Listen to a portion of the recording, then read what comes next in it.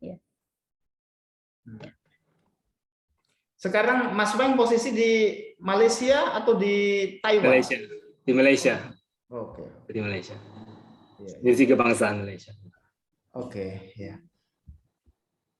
Kayaknya setahun lalu atau pernah di Taiwan kan? Sebelum Corona, saya setengah tahun fellowship di Taiwan. Sebelum Oke. sebelum pandemik 2019. Ya, ya, ya. University Kebangsaan Malaysia. Itu lokasinya di mana, Mas Weng? Di kalau tahu Bangi, dekat KL, gaya Depok ke KL gitu ya. Oke. Kalau Depok ke Jakarta. Ya. Ya, ya. Oke, Bangi. Ya. Rumah saya di Jogja ini dekat sekali sama rumahnya Najib. Kalani ya. Ya, saya sedang punya research project sama dia juga. Ya, sering ketemu.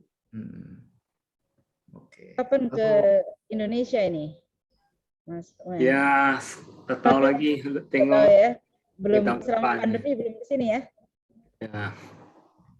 Tapi sekarang Indonesia sudah terkawangan. Situasinya oke ya. Ya, kalau kita baca media, Indonesia is currently better than Malaysia and Singapore. Ya. Ya, ini agak surprising ya. Apakah memang Indonesian government is more effective ya, work better, atau kebetulan saja? No, don't say that. Kebetulan saja. Mungkin vaksinasi sudah cukup bagus kan, karena ya, kalau Malaysia sekarang sudah oke lah karena vaccination rate is quite okay, so sekarang sudah menurun. Kalau 2 bulan lalu, tinggi sekali. Ya, di Indonesia vaksinasi juga mungkin sudah 50% kali ya. Ya, it's about 50%. Malaysia is already 90%. Oh, that's. But we are smaller country. Yeah, smaller country. Oke.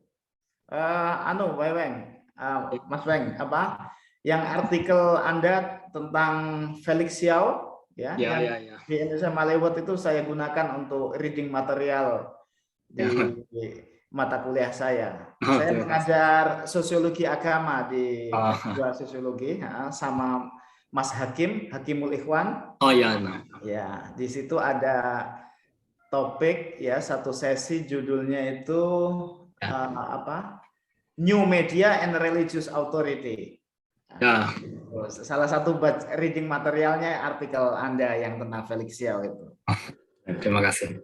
Ya. Lalu saya juga di topik itu mengundang Najib Kailani. Ya. Dia juga menulis. Dia fasih sekali itu kalau suruh bercerita tentang media and religious authority. Sekarang masih project selain ini, ada project lain juga?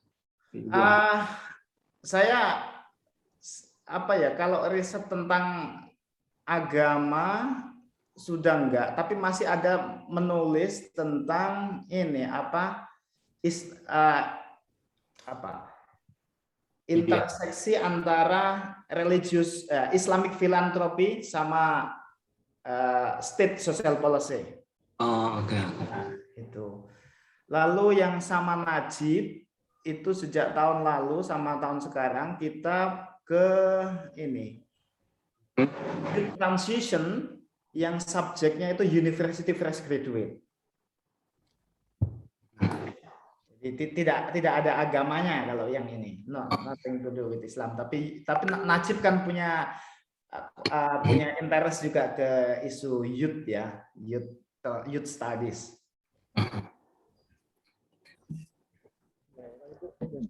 Oke, bisa dimulai mungkin. Sudah dimulai ya? Sudah 26. Oke, let's go. Oke, let me start officially. Assalamualaikum warahmatullahi wabarakatuh.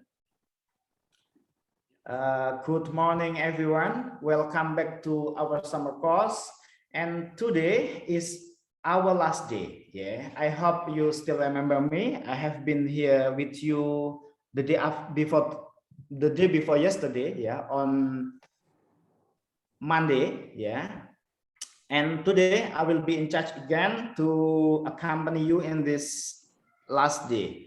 And our program today will be divided into 3 sessions. The first session will be a lecture by Dr. Hugh Wai Wang, and the second session will be a lecture by Brother Irfan Amali, from Bandung, while Dr. Hugh Wai Wang from Malaysia. And the last session will be a group discussion on the relevant topic, what we are discussing from this previous 2 lectures. Well, before starting, Dr. Wai Wang will be delivering his lecture titled Digitalized Religion in a Time of Pandemic. And I have been very familiar with Dr. Wai Wang, especially in reading his many articles related to Chinese Indonesian Muslim, and then he moved his research area to the issue of new media or digital media, but still related to some Indonesian Chinese personality, like Felix Xiao. As I mentioned earlier in my conversation with Dr. Wai Wang, that I used his article on Felix Xiao and his use on not social media at that time, but he used book, popular book, for my teaching material. Well, let me introduce Dr. Wai Wang for you. He is now a research fellow at the Institute of Malaysian International Studies at University Kebangsaan Malaysia. And his research interests include the intersection between ethnicity, religiosity, class, and politics in Malaysia and Indonesia.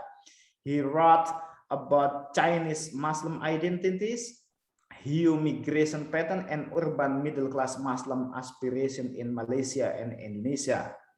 And he has published a book called Chinese Ways of Being Muslim, Negotiating Ethnicity and Religiosity in Indonesia, published by Nias Press in 2018. And this is, I think, the widely read article that I mentioned earlier. The title is The Art of Da'wah, Social Media, Visual Persuasion, and the Islamist Propagation of Felix Xiao, published in the journal Indonesia and the Malay World. Without further ado, we have about an hour, Dr. Wai Wang, and then it's probably will be good if you use a half or 30 minutes for the talk, and then another 30 minutes for the discussion. Well, time is yours, Dr. Wai Wang.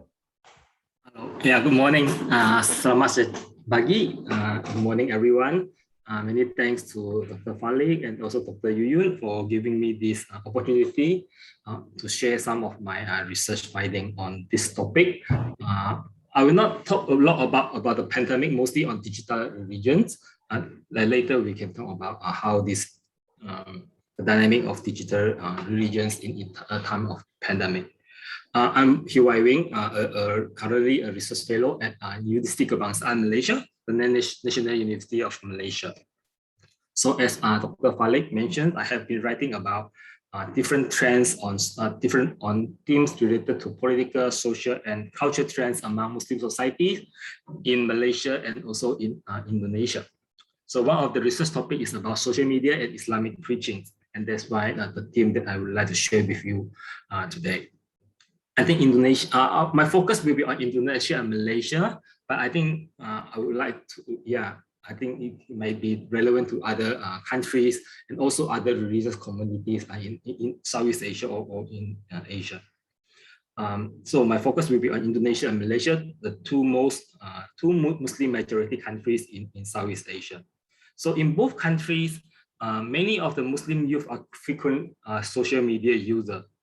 And they spend a lot of time in following, liking, and sharing, posting on Facebook, Twitter, Instagram, maybe on TikTok, and so on.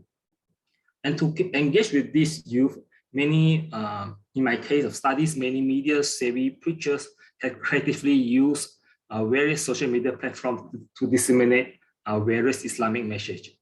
A trend many people call as a digital dakwah or online dakwah. And during this time of pandemic, I think, which constrained the possibility of traveling and also large gatherings, I think online religious activities and practices have been further intensified.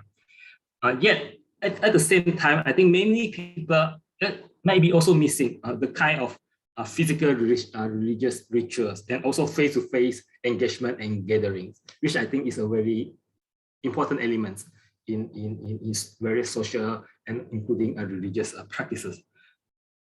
I think most of you are Indonesia. Dakwah, I think you know the meanings. In generally speaking, it means Islamic preachings. I mean, it can aim as Muslim and non-Muslims and involving consolidating the faith of Muslim as well as inviting non-Muslims to embrace Islam. So there are two main questions I would like to discuss here. How social media have impact on Islamic preachings, and in turn, how Islamic preachings change Muslim discourses and practices on social media, and how this can help us to reflect on the concept of mediatization and mediation. These are the questions I would like to discuss with you today. So there are three parts in my talk today. I will begin with a conceptual discussion on mediatization, social media, and Islamic preaching. And then each time I will have a more case studies on popular preachers, Felix Xiao in Indonesia. I think most of most of the Indonesians will know Felix Xiao, but for those who are not Indonesian, maybe I can introduce to him later. And last point is the reflection on changing media and Islamic preaching landscape, especially in the recent context of pandemic and perhaps after the era of pandemic. Using the term of mediatizations, there are various theoretical propositions in studying connection between religious and media. A media scholar has proposed a strong claim that the logic of media plays a determining role in shaping social domains such as religions. As he said, religious increasingly substituted under the logic of media. And he goes, Steve Howard, he goes further to argue that increasing mediatization of society contribute to secularization, according to him. But in contrast, Frederick Roth suggested that media transformation are connected to broader structural changes, social processes, and interpersonal interactions in multi-directional ways. A theme that has been extended to the communications in religious setting. So in other words, he suggested a shift of research on mediatization of social and religious processes to a more from a media centers to actor centers. Such a position is similarity with the paradigm of mediation of religious. I think anthropologist Bridget Myers and analyst Moores has indicated that religious processes are always mediated. And thus, it is important to explore how the transition from one mode of mediation to another, implying the adoption of new media strategies, they configure a particular kind of religious mediation. So I think informed by this conceptual debates on mediatization and mediation, which analyzing the role of new and social media in shaping Islamic preachings and discourses, my research is not intended to view digital media as the sole driving force behind such current trends of various religious practices. Instead, it explores how social media, together with other social processes, such as the expanding of, in this case, Muslim middle class, rapid urbanizations, contestation of political Islam, and diversification of Muslim authorities, which shaped and also shaped by Islamic discourses and practices. So it's not only about social media, but also how it interacts with larger, broader social political context in which this, be it Islamic discourses or Christian, Buddhist, different kind of religious practices happen in certain contexts. So in acknowledgement, I think they have the entanglements between online and offline form of Islamic sociality. Also the interconnection between cyberspace and urban space, and the agency of religious actors to take part in the shaping of media. So in other words, my intention or my approach is not to explore how religion is transformed through the media, but how religious transform in modern world, in current context, in interactions with the media. So as a result of various entanglement between Islamic practices, media forms, and social processes, different type and style of Islamic preachings, authorities, and sociality have emerged. So allows various religious discourse, ranging from more progressive to conservative, moderate to radical, from more inclusive to more exclusive, to compete in both online and offline spaces. And my focus and my research is mostly on Islam and Muslim societies in Malaysia and Indonesia, but I believe such influence of social media also happens among other religious communities in different parts of the world, in particular in Southeast Asia. So I think if back to Malaysia and Indonesia, many of the Muslim youth, as I mentioned before, are frequent social media users. And to engage with these youth, many preachers have creatively used social media platform to disseminate various Islamic messages. I think for Indonesia, you know this Ustaz Abdul Somad, Adi Hidayat, Ustaz Hana Ataki, and Felix Xiao in Indonesia. And there are many more, I believe. And also in Malaysia, there are also similar trends. Currently, I also look at certain preachers in Malaysia. We have Ustaz Ahmad Tusuki, Dr. Muhammad Asri, Ibid Liu, and Firdaus Wong, and both happen to be a Chinese convert as well. And they are also very active on social media. And they are from different backgrounds. So it can be from, if you know, in Muslims, different religious affiliations or organization. You have, let's say, Felix Xiao is from Hizbut Tahrir Indonesia. You have this one, Ibid Liu is from Jamaat Tabligh Malaysia. Firdaus Wong is and Dr. Muhammad Asri is more a Salafi-leaning teacher. Ustaz Ahmad Tusuki is more traditionalist, is linked to Parti Islam Malaysia, past Islamist party in Malaysia. So different religious affiliations, they're competing each other on social media platform. So I think many of these preachers are media savvy. Some of them are also very business-minded. Also some very political active. And so on. So these preachers reflect a broader change in trend of Islamic preachings, in which piety, popularities, and politics are interconnected, and is linked to the effects of social media and also the influence of market forces. And this increasingly shaping the face of political Islam in both Malaysia and also in Indonesia. Of course, I think these preachers, there are differences and diversity among them. But due to time limit, the discussion today will be on Felix Xiao in Indonesia. So my research is a more a mix of anthropology plus political science, informed by both disciplines. So I use a combination of online research and also offline participation and face-to-face interview with Felix Xiao and his followers and preaching teams to examine how social media together with other social processes are shaping and also shaped by contemporary Islamic practices and discourses in Muslim societies. I think his strategies also show that both digital and non-digital and offline and online sites are not only complementing each other, but also they are mutually constitutive. Arguably, a certain logic of social media or the ways how social media work transforms Islamic preaching. But at the same time, I think the Islamic preachers or various Islamic activities, they are also active agents, which they can also, sometimes some they call the Islamized social media platform. They also have agency to use social media platform for their own purposes. So next I will perhaps highlight some a few key features, how social media changes the dynamic of Islamic preachings, and also perhaps the limitations. First, I think social media or online platforms allow Muslims from diverse backgrounds to freely disseminate their ideas, bypassing editorial interventions and government censorship.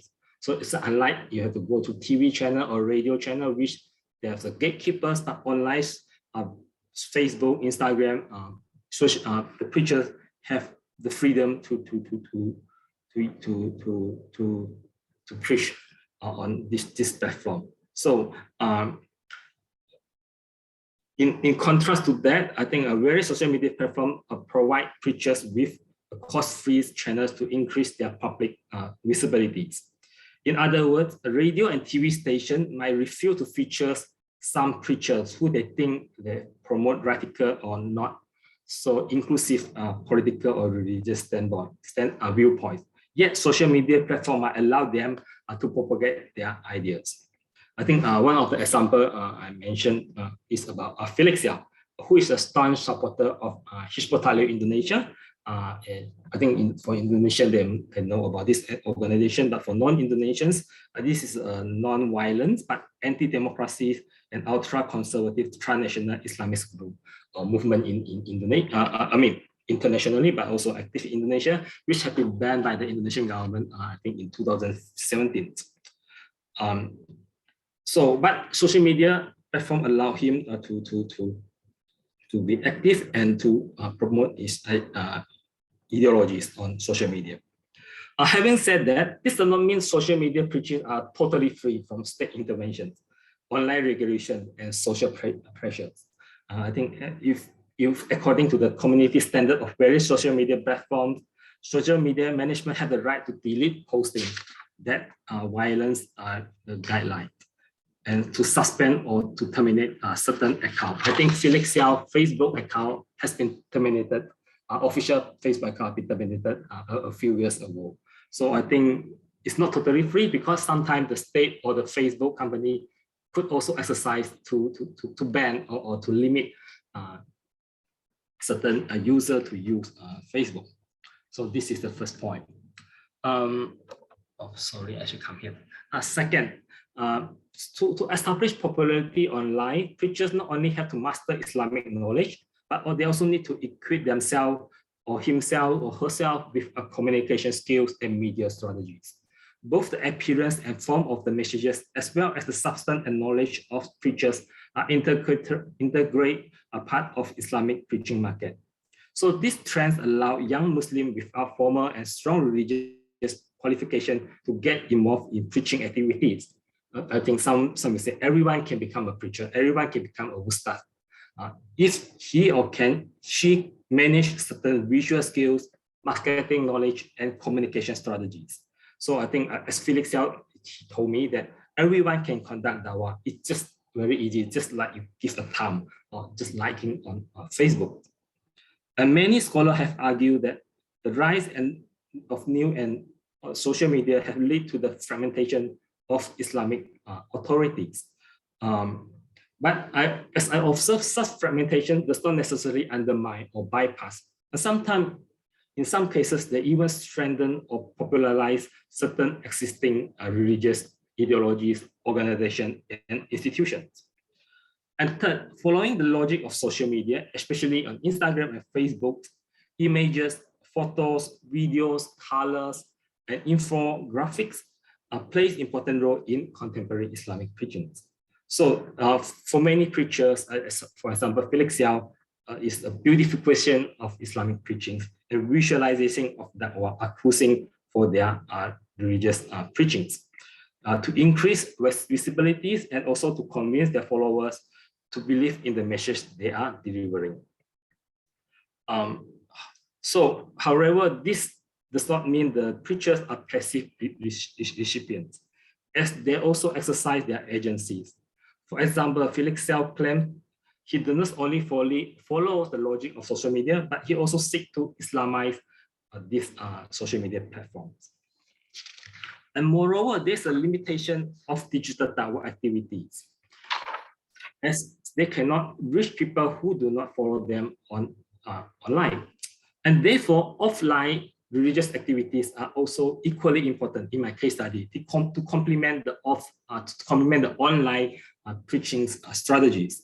So indeed, I think many of these preachers, they carry out the religious activity.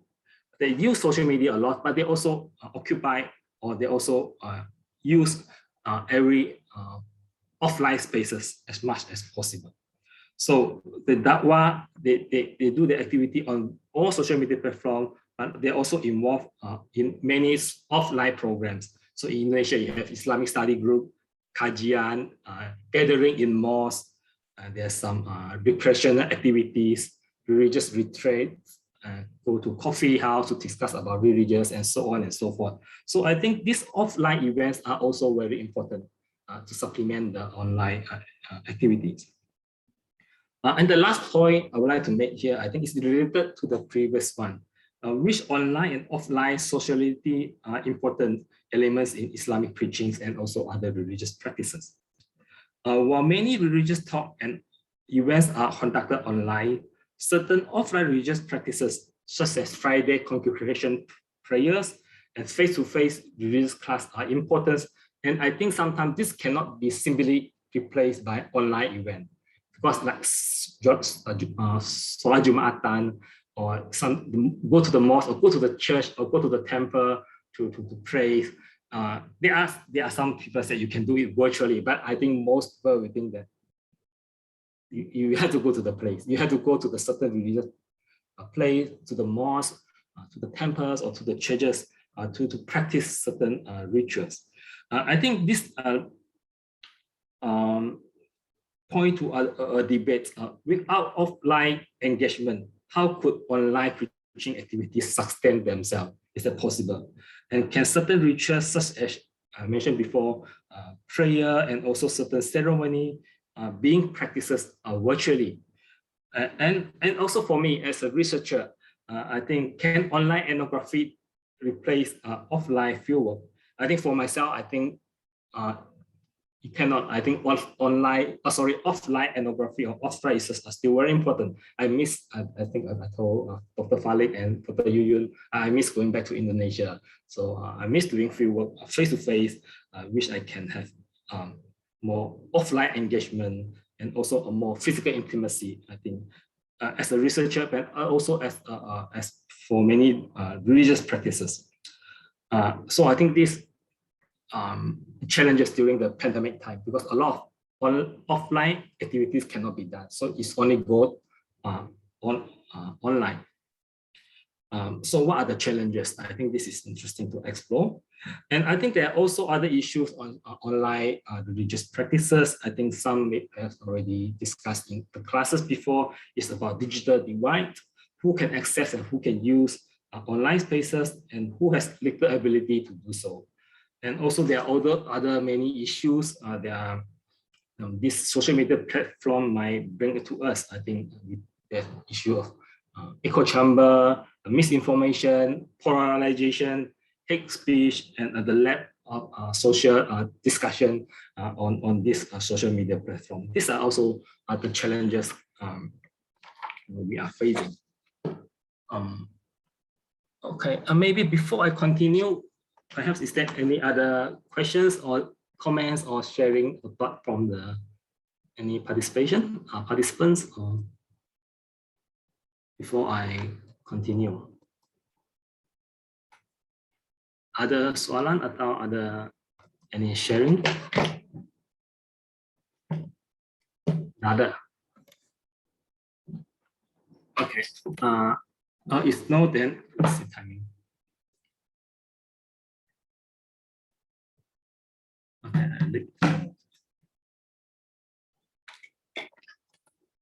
Just a minute.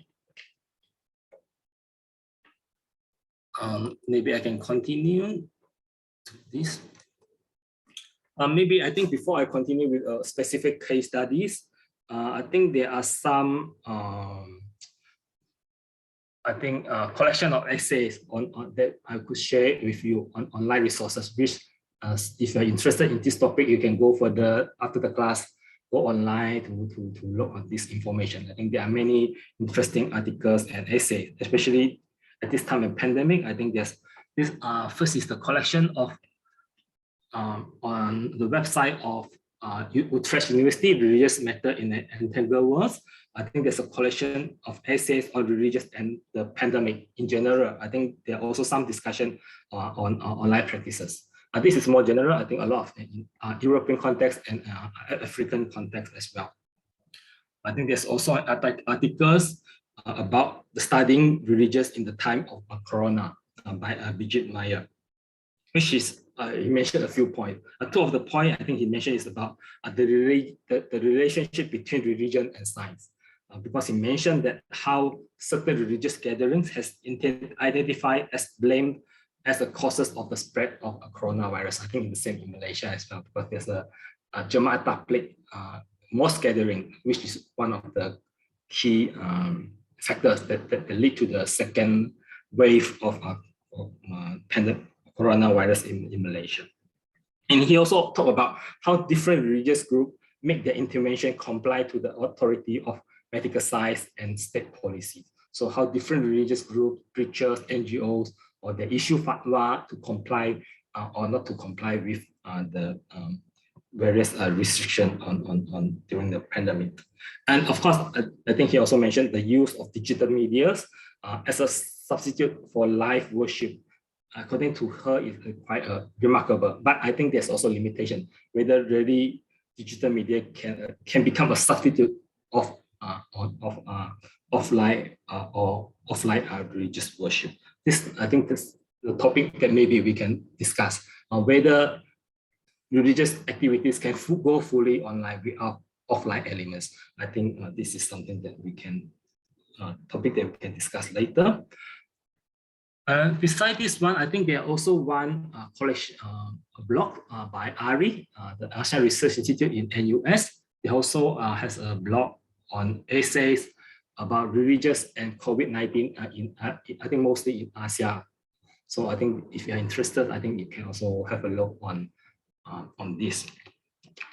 And of course, more related to the context of Indonesia and Malaysia and also Muslim societies, I think there's journal special issues with this introduction articles on live public in Muslim Southeast Asia. I think this is public open access. So for students, if you want to know more on this issue, you can also go to this website. The other one I think is published last year. I think this is also available online and it's free to access. A collection of articles on ambivalence, discontent, and divides in Southeast Asia Islamic digital realms. So I think this is free access as well. So there are a lot of discussion, which I think some of you can also access later. I think there's, of course, there are a lot of articles written in Bahasa Indonesia. I think Dr. Falik and other speaker perhaps they can associate with you. If you are interested to explore more on this topic on religious and media and in the especially in the time of pandemic or beyond the time of pandemic. I think is there a question there? Okay. Yeah. So these are some resources that might be useful for students to further explore. Okay. Is there any questions?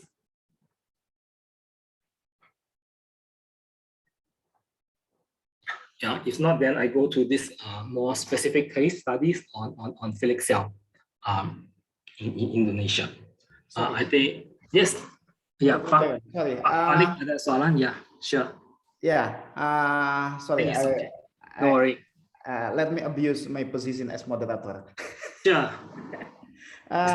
In the beginning of your presentation, you mentioned that the focus of this paper is not about how religion is transformed through social media, but it is about how religion interacted with media. If I'm not mistaken. Yes. What do you mean with this?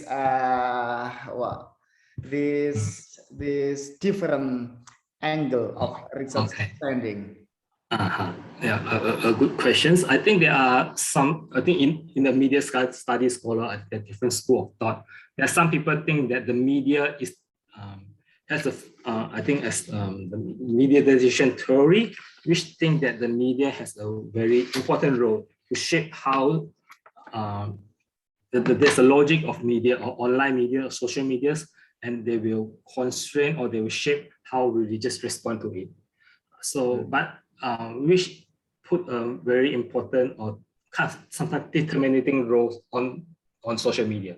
So the format of social media, the logic of social media, it constrains how certain practices can be done. But but there are also people think that it's not that case, because social media platform is, yeah, they have certain they have certain logics, they have certain ways of doing things, but they are also user can use it in different ways. They can shape it in a different ways. So I think this from a more media centers to actor centers. Actors they can use social media platform to in different way to promote different things and different agendas and so on. I think this is a big difference. I mean, this is also because I'm not a media study person per se, I'm more an anthropologist. So we focus on actors and agency of people, how they use different social media. Of course, social media, they have certain logic, like Instagram is mostly on pictures, Twitter is mostly on languages. So you have to follow the platform. But on the other hand, the actors, they can also very smart. Yeah, they can, and some people they can use different medias and they adjusting themselves to different media, and also they use that as a platform to propagate their agendas. I think, and this also point to the importance of not only digital and also the link between digital and offline, online and offline interaction. For me, I think this is very important because as I observe a lot of online things, as I can mention before, they can attract a lot of followers. But in the end, I think the offline, the face-to-face gathering is the very important element. I think for all of this creature as well, they don't only want a Facebook follower, Instagram follower. They also want, they also hope they can see the audiences or the followers to follow them in the mosques, in religious gathering. They want to see a large crowd of audience, or maybe they pray together and so on. So I think that kind of offline event is also, I think, considered a very important element. This system. Yeah. Okay, I get the point. I get the point. Thank you very much. There will be there is a question in the chat room, but yeah. I think we can go for the question. How is Felixio seen by the Chinese community in Indonesia?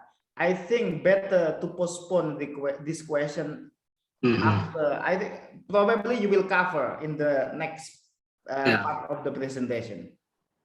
Yes. Okay. Anelo, just let's follow the next phase of the presentation. Okay. Because I think I will just go briefly because it's mostly on Felix Xiao. I think Yuyun, I already disseminated my article. So for more details, you can go to look into the articles. But maybe just give some brief introductions on Felix Xiao, and then later we can have other discussion on broader topics. Let me come back to my paper.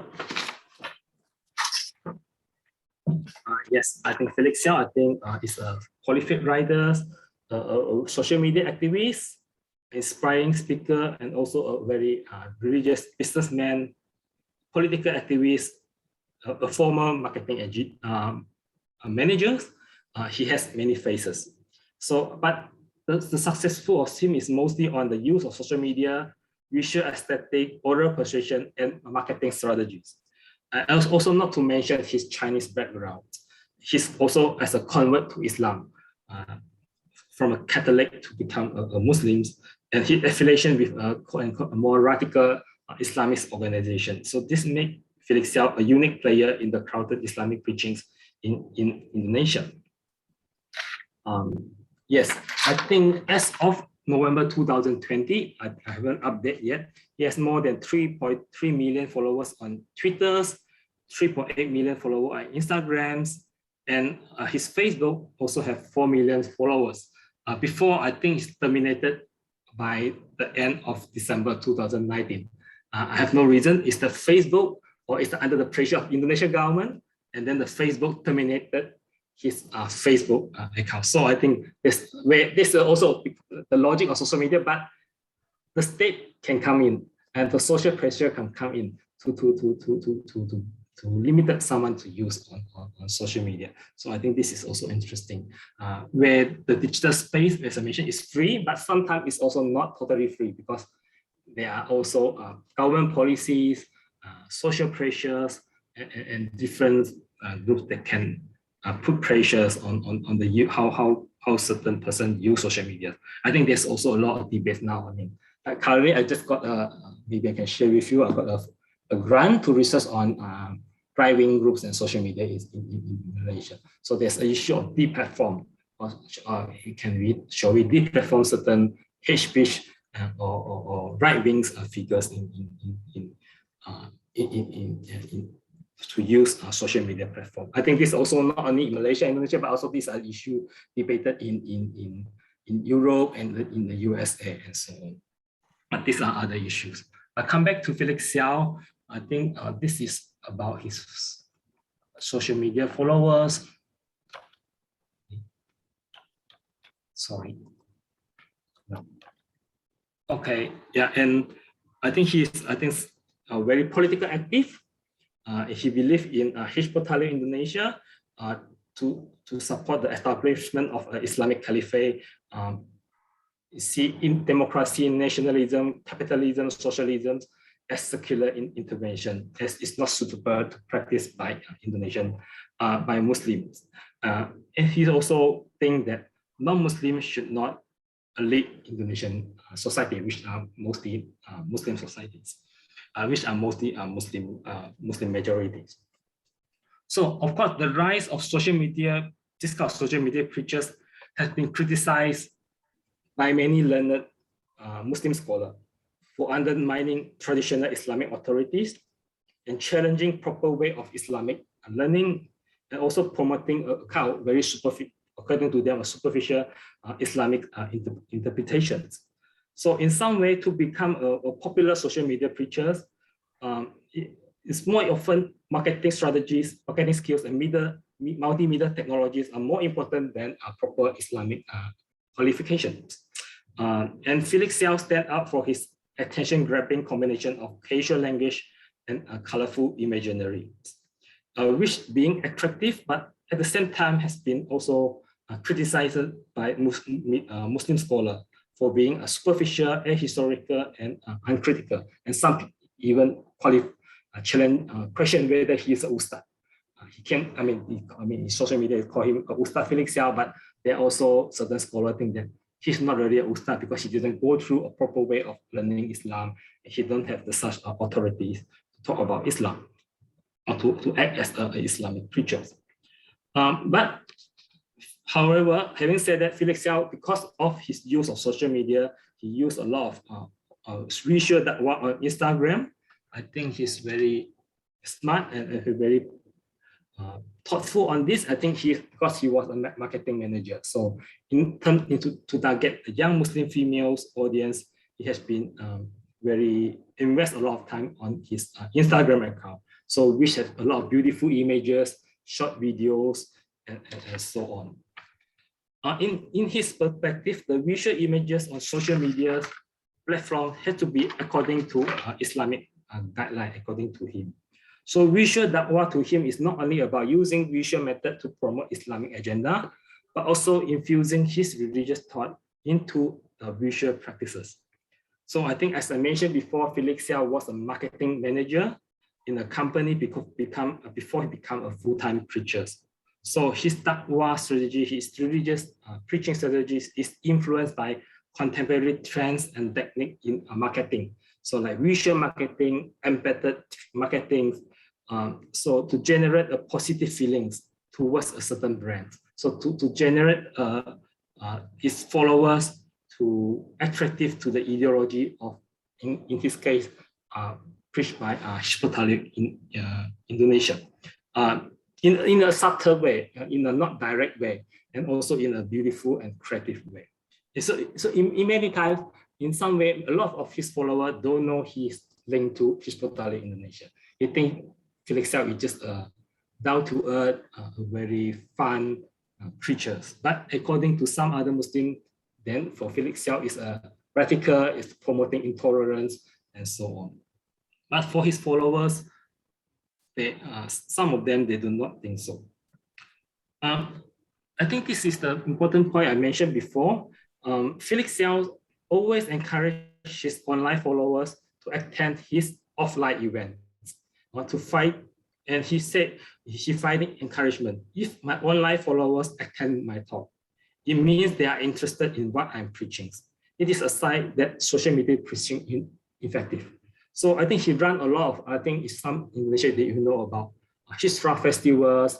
In Jogja, you have Muslim United event, all these big scales religious event is also in which Felix Xiao is one of the key actors. So, and this kind of event, I think for them is very important because social media are only effective way to capture attentions, but they do not provide sufficient space for more in-depth engagement. And to complement social media communication, Felix Xiao, they run a lot of offline activities in various locations, in cafe, in parks, in futsal, go to the beach, go to the cafe, shopping malls, and various places. This is where I did my fieldwork because I follow them to different places in Yogyakarta, in Jakarta, and some also in Surabaya. So there are different talk shows, Islamic sharing sections, and mutual visitings. So I think this kind of offline activity for them, for this preacher, I think are their final achievement. They want to see the online follower in final will join their religious groups. And in terms of Hizbut Tahrir case, they will join the more close group of discussion amongst, if the commitment go upper, then they will become more active into the inner circle of certain religious discussion groups, or Usra, or Talak, something like that. And this is the challenges I think that a lot of these preachers facing during the pandemic area. So they cannot do, or they have limited opportunity to run offline activities. So more of things they go online. So for example, this talk show, I think it's an online talk show on Instagram, physical distancing, ala connection. So they think about how can we connect to ourselves to the God while keeping social distancing. But the issue is, can online religious sections fully replace or substitute the offline one? Personally, I have followed a few of these offline events. As I observed, I think there is a kind of limitation, and I think if you see all these online Instagram, Facebook discussion, I think the people are missing a kind of face-to-face engagement, offline social realities. And I think this is a lot of events like big gatherings that allow face-to-face engagement between these preachers and the followers, and they worship together. These elements are missing during the time of pandemic. And I think this is the thing that I'm quite interested to study, how this intersection between online and offline religious practices during the pandemic, and maybe after pandemic is over, we go back to the situation before, or things go online, and how the interface between online and offline religious activities. I think the dynamic, I think is, for me personally, I think I'm quite interested to further look into that. I think this is something that perhaps we can further discuss as well. I think the last point I think I mentioned before, although social media platform provide Felix Xiao and his team the freedom to preach, but they are not totally free. in some way because there are offline and online regulations. There are also state interventions and social pressure. For example, I think Felix Xiao in 2019 has posted a few posting criticizing LGBT groups. I think there's some netizens and some those who are not happy with Felix Xiao. They go to report to the Facebook post management for accusing Felix Xiao for promoting hate speech, and this post has been deleted. And Felix Xiao, he reposted it, and after that, his Facebook account has been suspended for a few days. So after that, Felix Xiao had to be more careful in posting, let's say, issues on LGBTs. So I think this is also how we talk about the actors and the media control and how they are interact with each other. On one hand, the guidelines of various social media platforms can regulate the religious discussion. But on the other hand, the various religious actors, they can also exercise the agency and or the creativity to shape the debate. Yes. I think maybe I can come to a conclusion, then we can go for further discussion. A few points I'd like to make. I think online or social media platforms have played increasingly significant role in shaping Islamic preaching activities. Instead of being passive users, young Muslims have creatively used a social media platform according to their understanding of Islam, different understanding of Islam. And furthermore, I think online and offline activities are not only complementing each other, but also mutually constitutive in contemporary Islamic preaching. So I think, therefore, I think to understand about digital religious practices, I think we also have to take into the account the independency between online and offline domains. And of course, I think offline space has become a media where different religious opinions and practices being contesting each other. I think I discussed talk about Felix Xiao, who is being seen as a more radical preacher, but at the same time, there are also a lot of more young, progressive Islamic activists, Muslim NGO activists, preachers. They also use social media platforms to preach a more inclusive, a more moderate understanding of Islam. So there are different kind of ideas, debates happening on social media platforms now. I think in Malaysia, Indonesia, and other places in the world.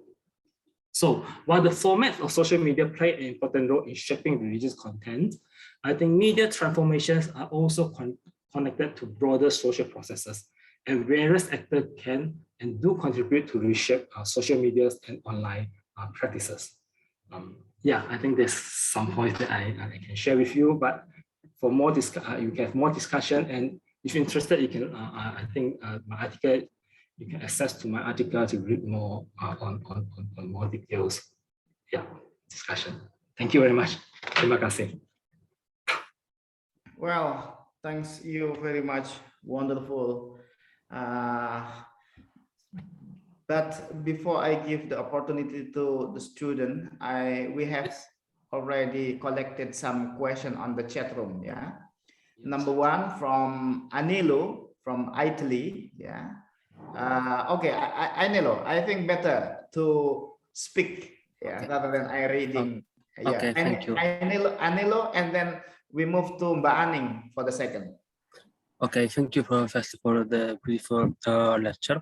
I'm very interested on political Islam. So my in Indonesia. So my question is more about how the community Islam like NU Muhammadiyah see Felix Xiao, and how Chinese community see Felix Xiao, because Indonesia there is this kind of anti-sentiment of against Chinese. And the second question is, can maybe Felix Xiao or the new generation or this kind of phenomena make a new group, or a new no group, I mean a new Islam, like opposite to NU and Muhammadiyah, then maybe can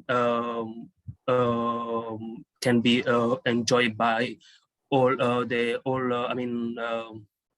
Chinese, Muslim, or every kind of people come from another context of Indonesia can be opposed to Muhammadiyah, and what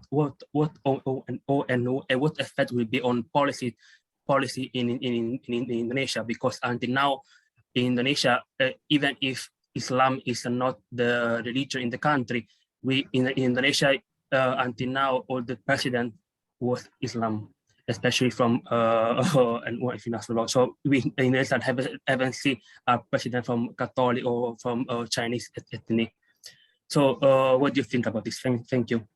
Yeah, thank you. I answer directly. Let's say first, yeah. Thank you. And let's move to Mbak Aning first. Thank you so much, Prof. Su. I'm really interested in your findings, so that I have two questions. Did you do a content analysis regarding the Felix Xiao post content in social media? If yes, what posting subject that got most that got most responses? Because I want to, because it will impact the Islam perception towards social media. And the second one is there any different religious preaching message from Twitter, for Twitter that have, you said that man follower, and Instagram? Is there any different message delivered by Felix Xiao? Thank you so much. I think it's a very good question. Thank you, Wan. Okay. Shall I answer?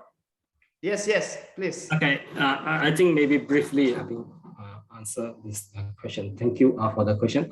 First, Liano.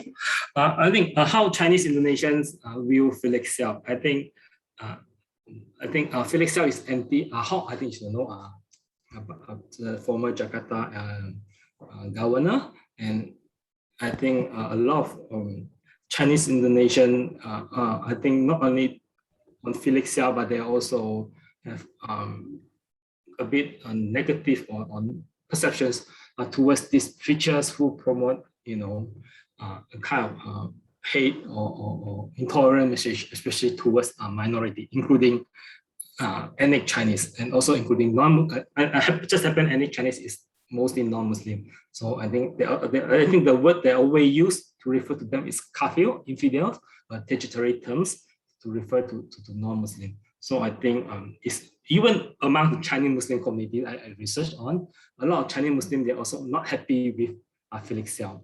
For example, Anton Medan, he's passed away last year, but before that I met him, said, "Oh, we are not happy with Felix Xiao. The way how he preaches Islam it should not be that way. It should be a more appreciating a multicultural or respecting religions in Indonesia, and not the way how Felix Xiao carry himself in certain issues." So I think how Chinese and Chinese Muslim view Felix Xiao. Of course, Felix Xiao also has certain followers. This will come to the question later. Regarding NU and Muhammadiyah, I think there's a survey, I think by Indonesian Institute. Felix Xiao is the second most radical preachers on social media, according to institute. And I think Nahdlatul Ulama especially has seen Felix Xiao, and also because Hizbut Tahrir Indonesia as a key quote-unquote enemies or rivalries in Indonesian Islam, which they think this is a tri-national Islam that promote a kind of intolerance, radical Islam, as opposed to Indonesian Islam, which is more moderate, inclusive, and that's why Islam Nusantara come in, a more localized Islam, as opposed to what Hizbut Tahrir Felix Xiao bring, a more tri-national Islamic agenda. So I think they don't like Felix Xiao, and they don't like Hizbut Tahrir. And the problem Felix Xiao bring it is Felix Xiao is a poster boy, is a young face of Hizbut Tahrir, which capture a lot of young supporters, young Muslim, especially those who have no tradition or no formal religious training. Like NU, people go to Pesantren, Muhammadiyah, they go to religious school. So they train in Islamic education and then follow NU and Muhammadiyah. But Felix Xiao followers tend to capture those young, there's a movement called Hijrah. The young Muslim who are not that religious before, they are Muslim, but they're not really practicing, or they're not that Islamic, quote unquote, and they learn and they want to become more religious. And Felix Xiao offered them an opportunity, a fun, a new way to learn Islam, bypassing, traditional religious schools, scholars, and so on. So it's challenging the existing religious authority, especially Nahdlatul Ulama and Muhammadiyah. So I think these are what Felix Xiao bring challenges to Indonesian preachers, not only Felix Xiao, but also other young Muslim preachers. Yes, I think I hope I answer your question briefly. And then I think to Aning, I think an important question regarding how to do research and content analysis. I think it's interesting to do a more proper, my way of doing it, because I'm not really a media study, so I'm mostly on themes, on certain thematic, on gender issues and on political issues. And I think how Felix Xiao has promote certain ideas on Facebook and also on Twitter, on Instagram, and also on his offline activities.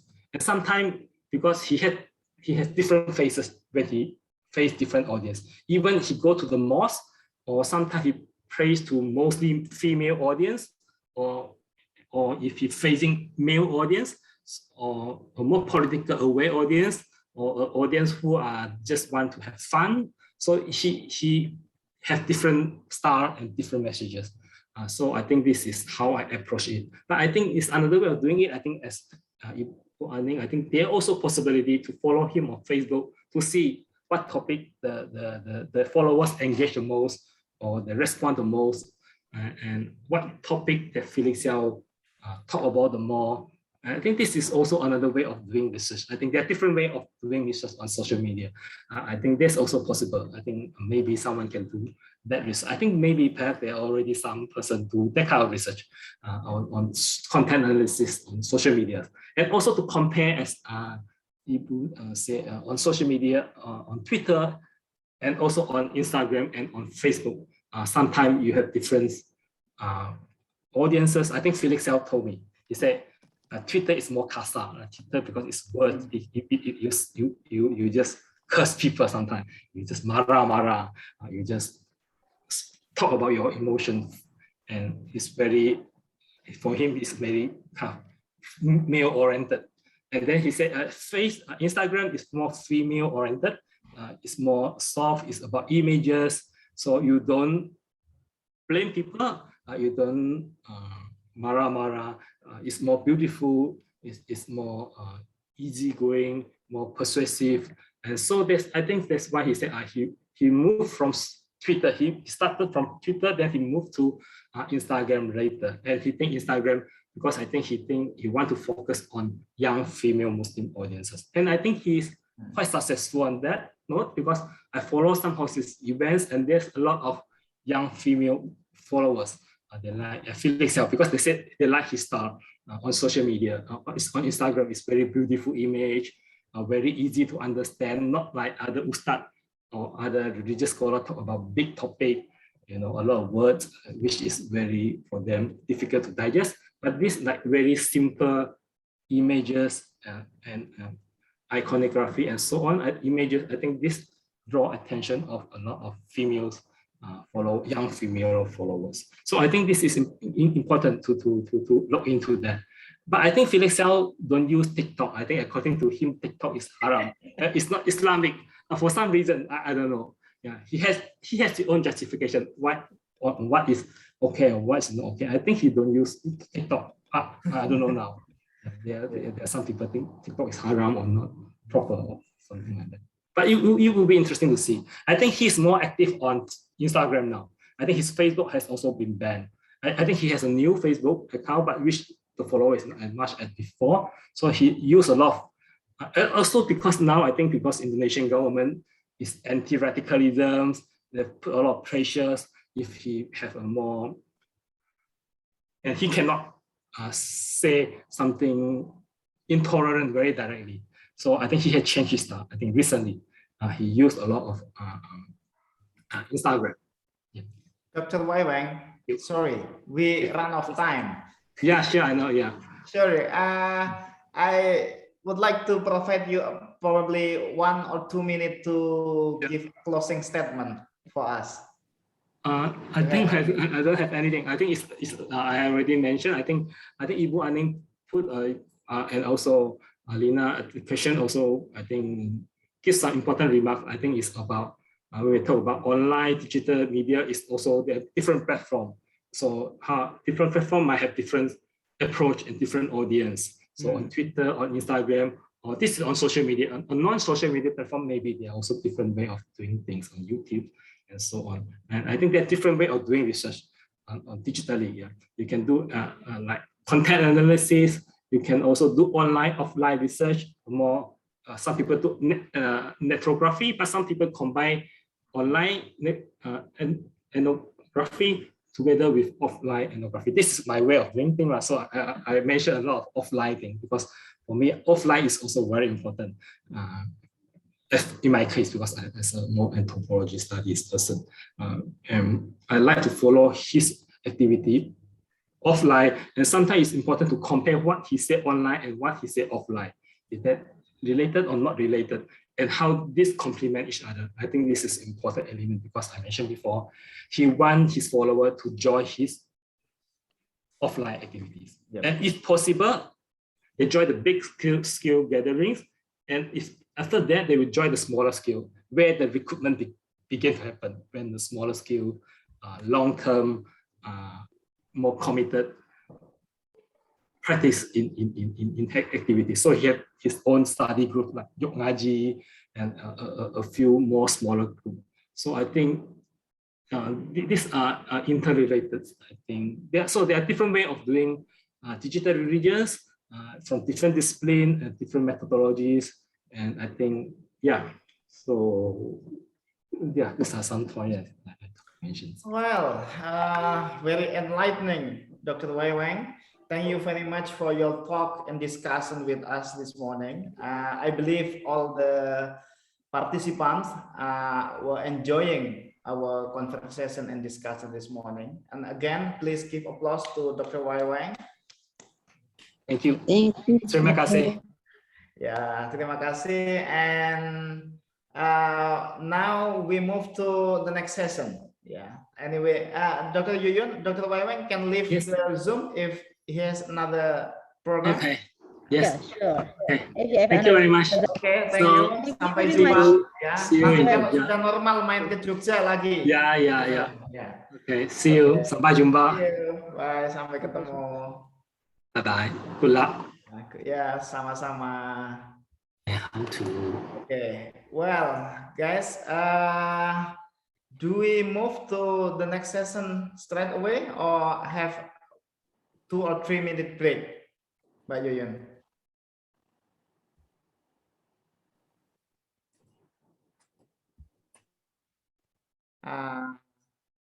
Mbak Yuyun informed me that Mas Irfan Amali is already here. Where's he? Mas Irfan? Yes, I'm here. Hello, good morning. Halo, good morning. Yang mana? Oh, sorry. Saya cari-cari di sebelah mana. Ada di sini.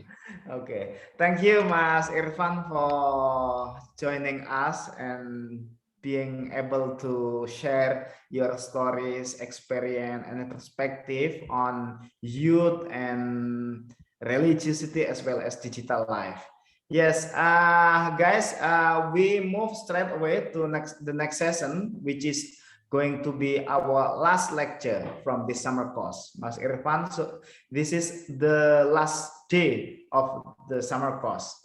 Wow. Before Mas Irfan starting his lecture, let me introduce him to you. Yeah, his full name is Irfan Amali. Yeah, he has a master's degree from Brandeis University at the United States of America, and he has been over 15 years of experiencing in publishing book and media, especially for the book for kids or media for kids. Yeah. And he served as the CEO for Pelangi Mizan and Mizan Apps publisher. He has published over 50 books, audios, and videos, including Encyclopedia for Muslim Kids, Islam for Kids, and 12 peace modules for kids. Mas Irfan has worked including International Young Creative Entrepreneurs 2018, UAG Multiculturalism Award 2010, and Young Creative Enterprise from Kementerian Pariwisata dan Ekonomi Kreatif in 2012. And yes, he also recognized, he was also recognized as one of the top 500 most influential Muslim in the world by the Royal Islamic Strategic Study Center from Amman, based in Amman, Jordania. For you who are penasaran, curious, sorry, I forgot the English word, curious about his activity, you may visit his website www.peacegain, using J, in Indonesian peacegain using G in Indonesia, peacegain.id. Okay. Later, probably Mas Irfan will share what he is doing with this center or community. Time is yours, Mas Irfan, but we have to stop at 11. Probably you spend some time for the participant to ask question and have more discuss. Thank you. Okay, thank you, Mas Falik. Assalamualaikum warahmatullahi wabarakatuh. Good morning, peace be upon you. It's honor for me to be invited to this forum. It is rare for me to share in the very academic forum, so I'm a little bit nervous. I come from the practical field, so what I would like to share is very practical from Peace Generation. So I've been running, I co-founded Peace Generation 14 years ago as an organization focusing in peace education. And for the last 5 years, we incorporate the digital games to educate young people to learn and understand peace. So because the time is so tight, so maybe I will focus in some areas of peace gen work, because the areas of work is quite wide, but I will focus in the digital. So for just a brief, what is Peace Generation? Peace Generation started with the peace education using 12 basic value of peace. This is the books, and the books has been derivated to many medias like audio, video, movie, and everything. So we teach our modules to thousands of teachers as the educators, and not only in Indonesia, but also in Malaysia and Philippines.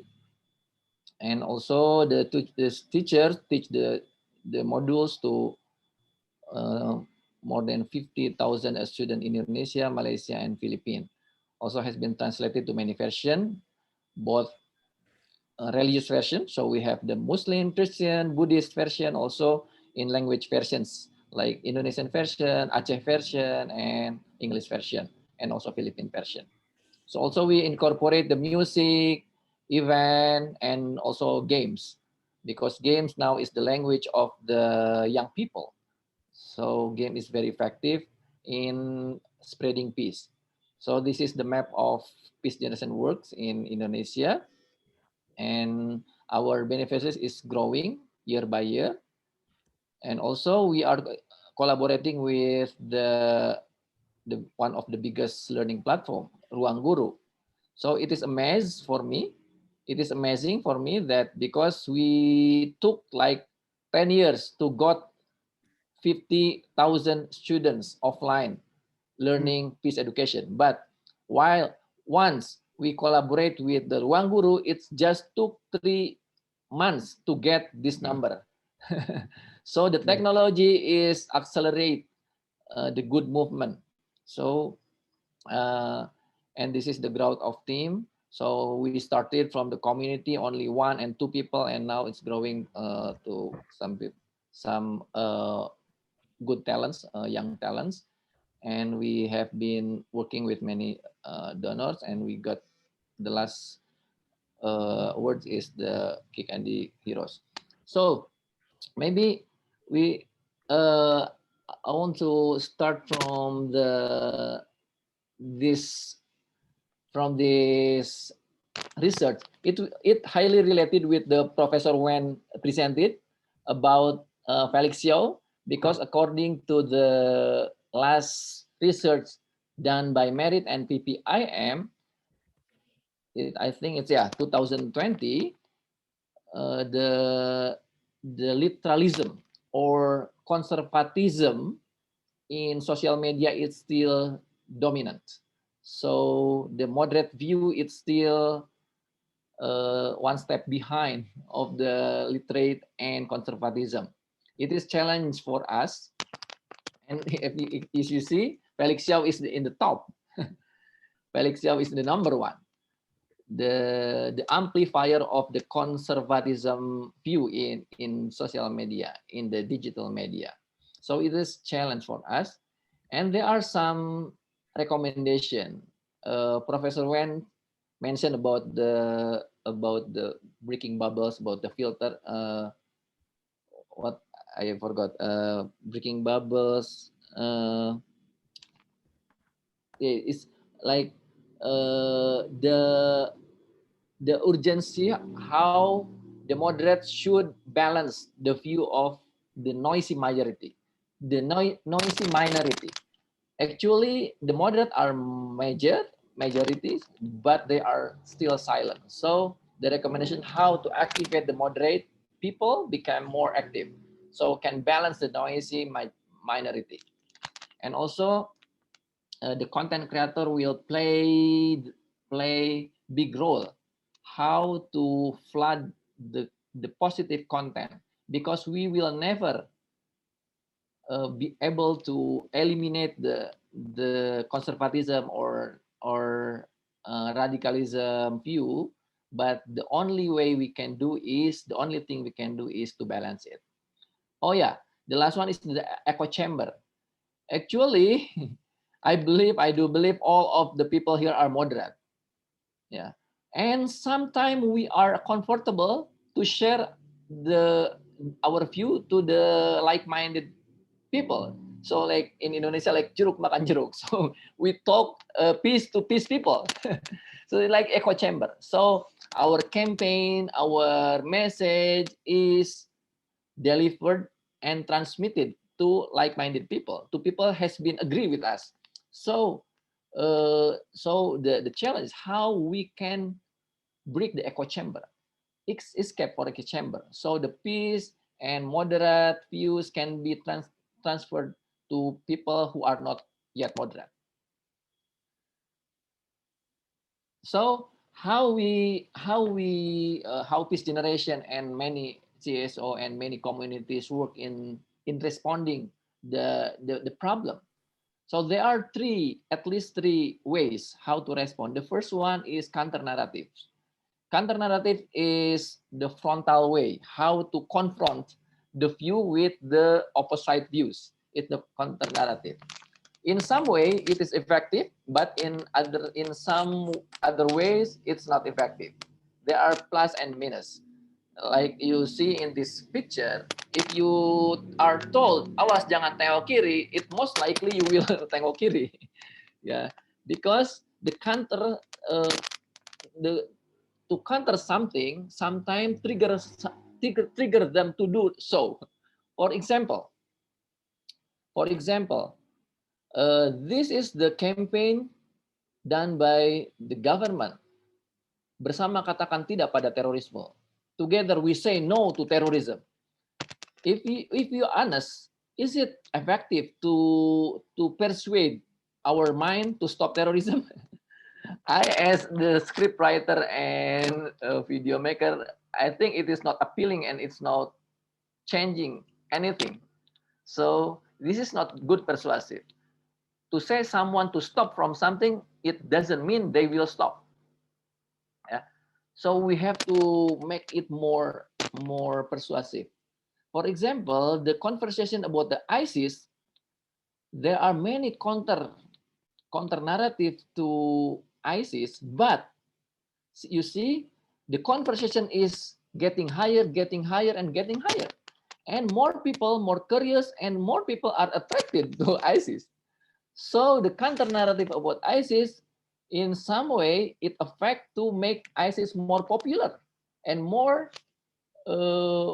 widespread, and more people are interested to join ISIS. Also, for example, the news about the Santoso when he was murdered, captured by the Densus, and so many threads, so many news, so many writings and postings in social media glorified Santoso. When Santoso died, the sky is gloomy, the sky is dark. It's like he is the hero, so everybody make him hero. So while the government demonize him as a terrorist, but in other hand, many people glorified him and make him a hero. So the counter narrative sometimes it is not effective. But for the immediate responses, for the counter narrative, also it works. For example, Peace Generation in the last 2 years, collaborating with the Indica Foundation and also with the Australian government, we made the serials of counter narrative of many issues. And some issues was promoted by Felix Xiao. It is the conservative issues like gambar is haram, TikTok is haram, many things is haram, everything is haram. So we make the counter narrative, but we package the counter narrative with the something maybe appealing and eloquence. So it's not frontal. I would say it is like compassionate no. You say no, but using very compassionate ways. So we make some like this, hukum berbisnis dengan selain agama Islam. Is it haram? Benar gitu. So benar gitu is like to challenge the belief. So this is the goal is to not to confront or to change their stance, but just to show them another version that may be considered by them. So the principle of the critical thinking is not confront, but to show them many options, because the narrow-minded people, they are believe with what they believe because they only get one version. So we have to offer them another version. So the counter narrative is just to show them another version. So cara membela Nabi ketika dihina. Is it true that our prophet will angry if they are insulted, if he is insulted? And apakah betul Kristen dan Yahudi itu musuh Islam? Is it true that Jews and Christian are the enemies, big enemies of Islam? Because there is verses in the Quran, walan tardo angkal Yahudu walan nasoro hatta tatabi'a milatahu. They will not happy, please. They are the Christian and Jews until Muslim became Jews or Christian. This is the Quranic version. It's very popular. And how we confront, how to counter these narratives. So we show the verses, we show the another verses, we show the historical background, we show another interpretation. So we do this to show them to counter many narratives, and we post like 30 narratives, the most popular narratives of conservative. And it is not easy because there are a lot of resistance. I'm not sure that I have time to show the video, but just a moment. You can follow or subscribe in the YouTube, bener gitu. So there are also the translation, so you are not. Kamu tuh ya, jadi perempuan itu harus pintar-pintar jaga diri. Kalau nggak hati-hati, bisa auto masuk neraka loh. Penghuni neraka kebanyakan perempuan. Bener gitu? Memang benar. Ada hadis yang bilang kalau kebanyakan penghuni neraka itu kebanyakan perempuan. Rasulullah bersabda, "Aku, Rasulullah Shallallahu Alaihi Wasallam, berdiri di..." Ya, oke. Please subscribe and watch all the videos, and you will get how to counter the conservative narratives using 3 minutes video. But the 3 minutes video should be very compelling and convincing, because if you counter them, you have also counter not only with logic, but also with the hadith, with Quran, with historic, the tarikh, and everything. But you only have 3 minutes. How to counter the narrative using a 3-minute videos. And there are many comments. Naturally, the counter narrative will trigger another counter. It's the natural. So you have to be prepared. So many people accuse you as the agents of something liberal and everything, but it's the consequences. So you can see how the responses, the comments in the YouTube. And but we have also many supporters that they agree, and they are happy that their voice is represented with this counter narrative.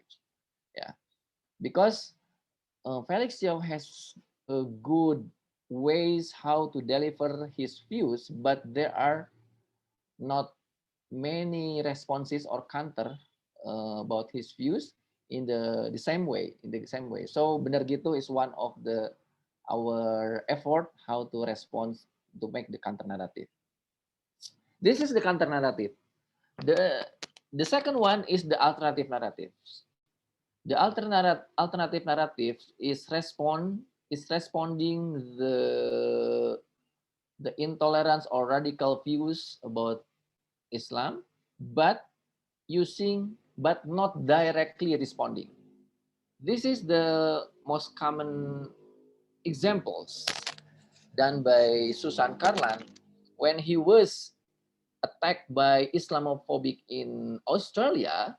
She got many hate speech through her accounts in social media and email, and she didn't respond directly, but she make tweet like this: I donate $1 to UNICEF for each hate-filled tweet I get from trolls, nearly at 1,000 in donation. So it means that she got 1,000 hate speech.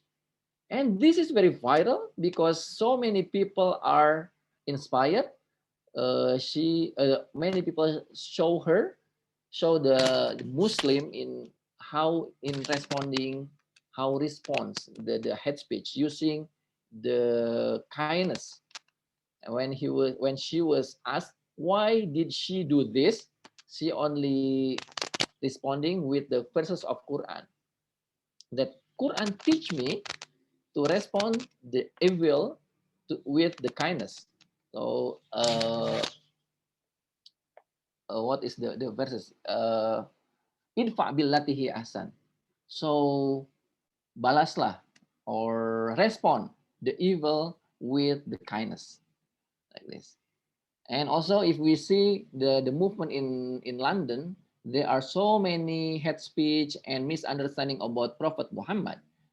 But instead of reattack or responding with the reactive ways, some of the Muslims there make the campaign inspired by Muhammad. They are collaborating with the environment activists and who are inspired by Muhammad. And they also working with the women activists who are inspired by Muhammad, and with the social justice who are inspired by Muhammad. This is very, very massive and good ways in responding using alternative narratives. And also, this generation also, we are using the alternative narrative. We used to be directly speaking about peace, so explicitly talking about peace. But we found that so many postings and so many contents are got the good responses is not related with peace directly. So for example, menerima diri, about the self-love, about the movie, about the mental health, it's more attractive to young people. Because if we talk about peace, sometimes it's not related with their life. What is peace? It's something that's so far from their life. But if we talk about the self-love, about the mental health, about the fashion, about the movie, it's more related. But it's only the door. We will direct them from the door to other rooms that we provide our content and our message, which is peace.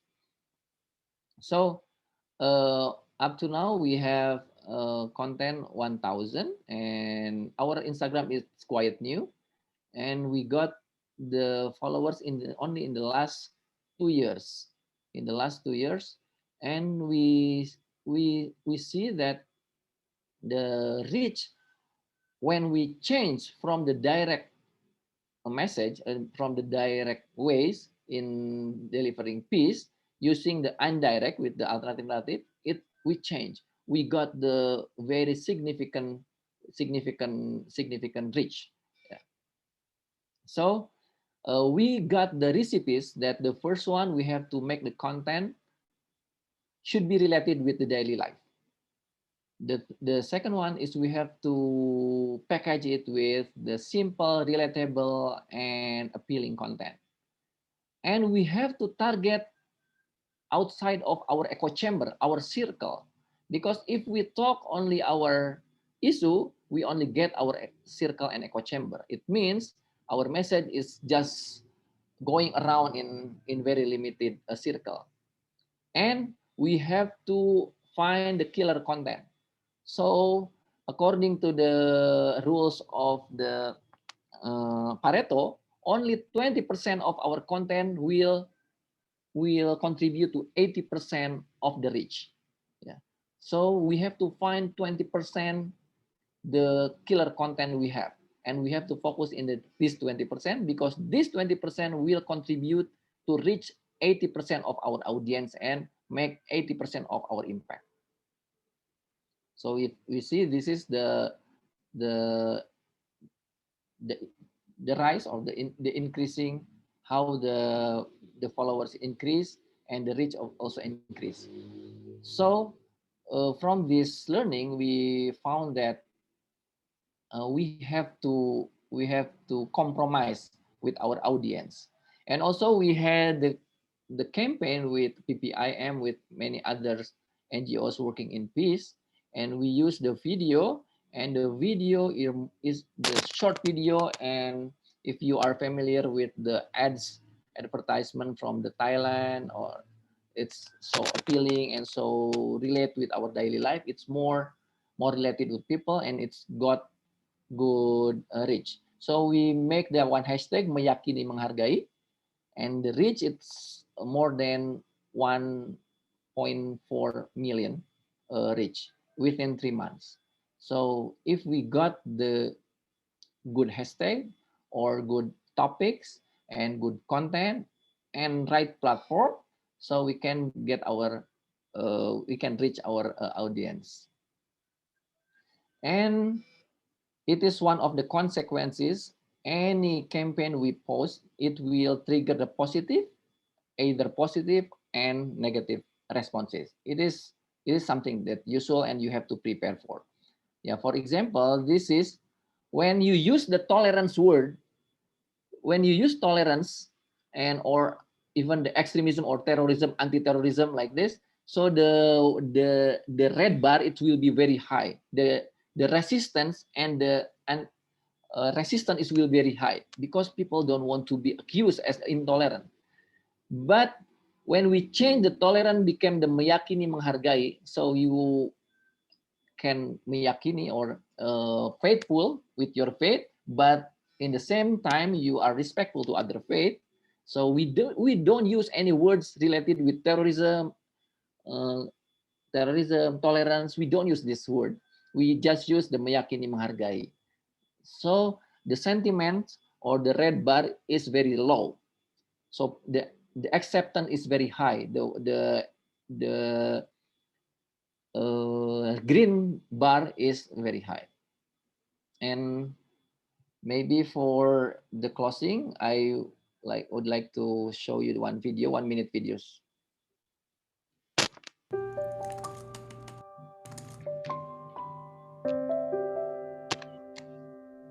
Gor. Woi. Gue numpang sholat dong, mau ngambil wudhu, toilet di mana? Di belakang, Bang. Belakang? Ya, di belakang. Sana? Ya. Bentar ya.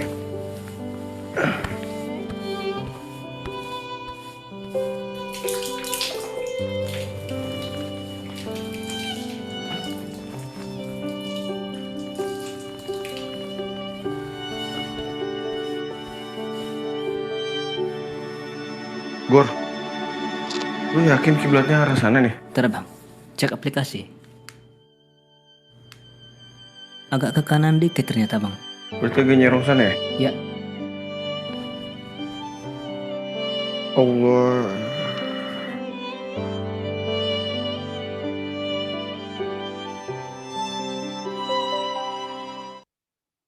Yeah, so also now we are building the syndication of micro influencer. So micro influencer. So we distribute the content using the micro influencer. So I think everyone here is influencer. Micro influencer or nano influencer who has at least 1,000 followers, you are the influencer. You have voice, you have the audience to deliver your message. Sometimes we look up many influencer who has 1 million followers, but now the micro influencer is more significant because they more engaging with their followers. If we post in 1 million followers, sometimes the engagement very low. But if you have only 1,000, maybe you have the conversation, very intensive conversation with your followers. So to make the campaign, you don't need to have like big influencer. Everyone here is influencer. So if you have right content, right message, right channels, you can make the big movement and to spread the message of peace. I think I would stop here, and so we have more time to discussion. Thank you. Well, thank you very much, Mas Irfan.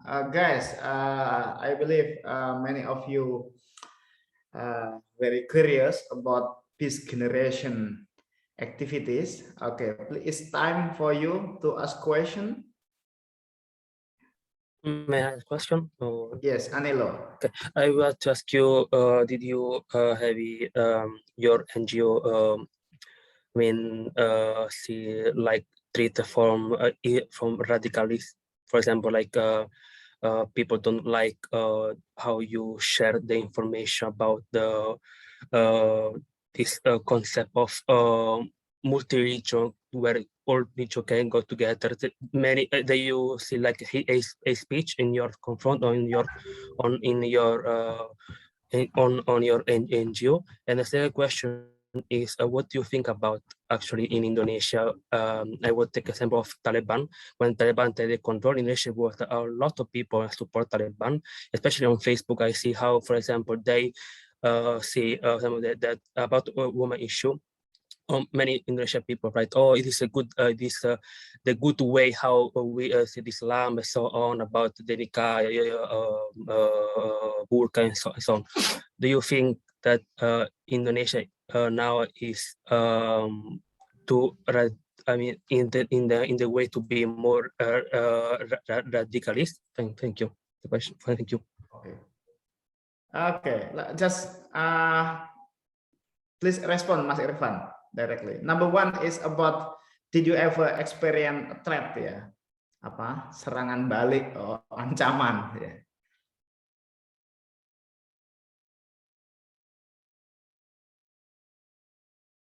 Still mute, Mas Irfan.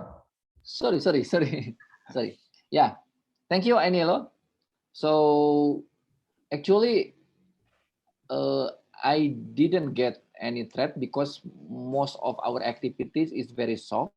So our intervention to the schools using the very popular medium, but yes, we got many prejudice.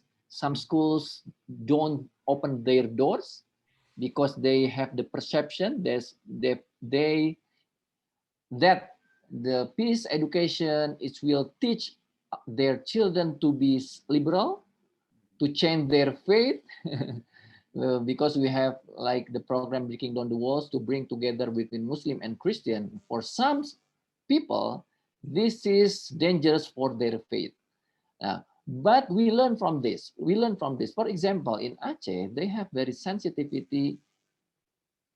detailed sensitivity. For example, when our books using one kind of font, typography, like Comic Sans, if you see the T typography is like cross, like salib, cross, Christian cross. And they are not accepting. They didn't accept the books because they perceive this is promote the Christianity, like this. So we learn from this how we have to be very careful with not only the message, but how to package the message. So that's why now we package the peace education not using tolerance word, because in Indonesia, tolerance word sometimes is perceived as something that negative for faith. So we use like collaboration or the 21st century skills, collaboration, critical thinking, everything. It's more related to the education. We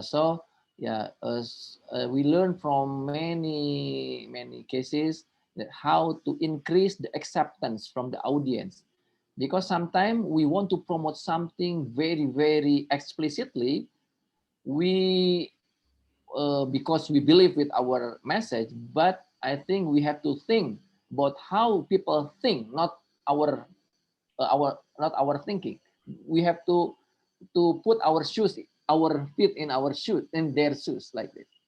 So the answer no, I didn't get any threat from the radical people, but like the accusing that this generation is not good and everything is agents of liberalism. Yeah, we got this, and the prejudice, we got this. And the second one about the aspiration of Muslim Indonesia about the Taliban. Actually, I don't know exactly, but about the ISIS, for example, in Indonesia, according to the data, there are 14% has the same or ideologically support, yeah, to ISIS is 14%. But it's very diverse. Some of them only support the ideology, some of them go to the ISIS. At least 1,000 people from Indonesia go to ISIS. And also I help some young people who join there, have to consult, and who want to go there and who go back from there. So they join our organization, and some of the young people go back from the ISIS and they share their stories, what they experience, and they are realized that the propaganda is not true and everything. So, but for the Taliban, I think the Taliban, it's very multi-dimensional. It's not like ISIS, because ISIS is clearly terrorism, terror organization, but the Taliban, it's sometimes it's about the politics, and in some ways in Indonesia perceive that Taliban is part of the Afghanistan struggle to respond the Soviet Union at that time. In Indonesia, we have the alumni of Jihadist Afghanistan, and their view is not that radical, because they don't attack other people. They only respond about the occupation of Russian in or Union Soviet at that time in 80, yeah, to the Afghanistan. So the perception is very diverse. Okay, thank you, Mas Irfan. Thank you. Terima kasih. Yeah, I give some explanation to foreign participant here that in Indonesia, some words have potential negative connotation, yeah, like liberal, yeah. In Western countries, the word liberal as political values is good, yeah, but here liberal is strongly associated with distancing from religious values and practices. Yeah, there is a historical historical precedent why such perception developing in Indonesia. You can read, I think, some article related to Jamaah Islam Liberal or JIL, yeah, wrote by Dr. Muhammad Ali, yeah, from UCLA. Okay, then I give another window of opportunity for the participants. No question? Okay, probably Mas Irfan can add more stories. Okay. Still mute, Mas Irfan. Lupa terus. Yeah. Yeah. So actually we also incorporate the games, yeah, game for promoting peace. For example, in the beginning, game is not familiar for some people. For example, these people in the left corner, this is the santri or the student of Islamic boarding school in Solo. They used to resistant to the game because they consider game is the Western culture and it is haram in Islam. But the teacher is our agent of peace, convince them to just try the game.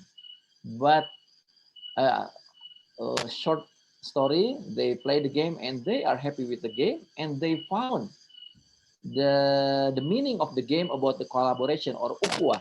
So they are excited with the game, and up to now they promote the game to their fellow students, to their friends using this game. This is the program before the COVID, but now the game is transformed to the online game, and we still use the game because the game is very effective.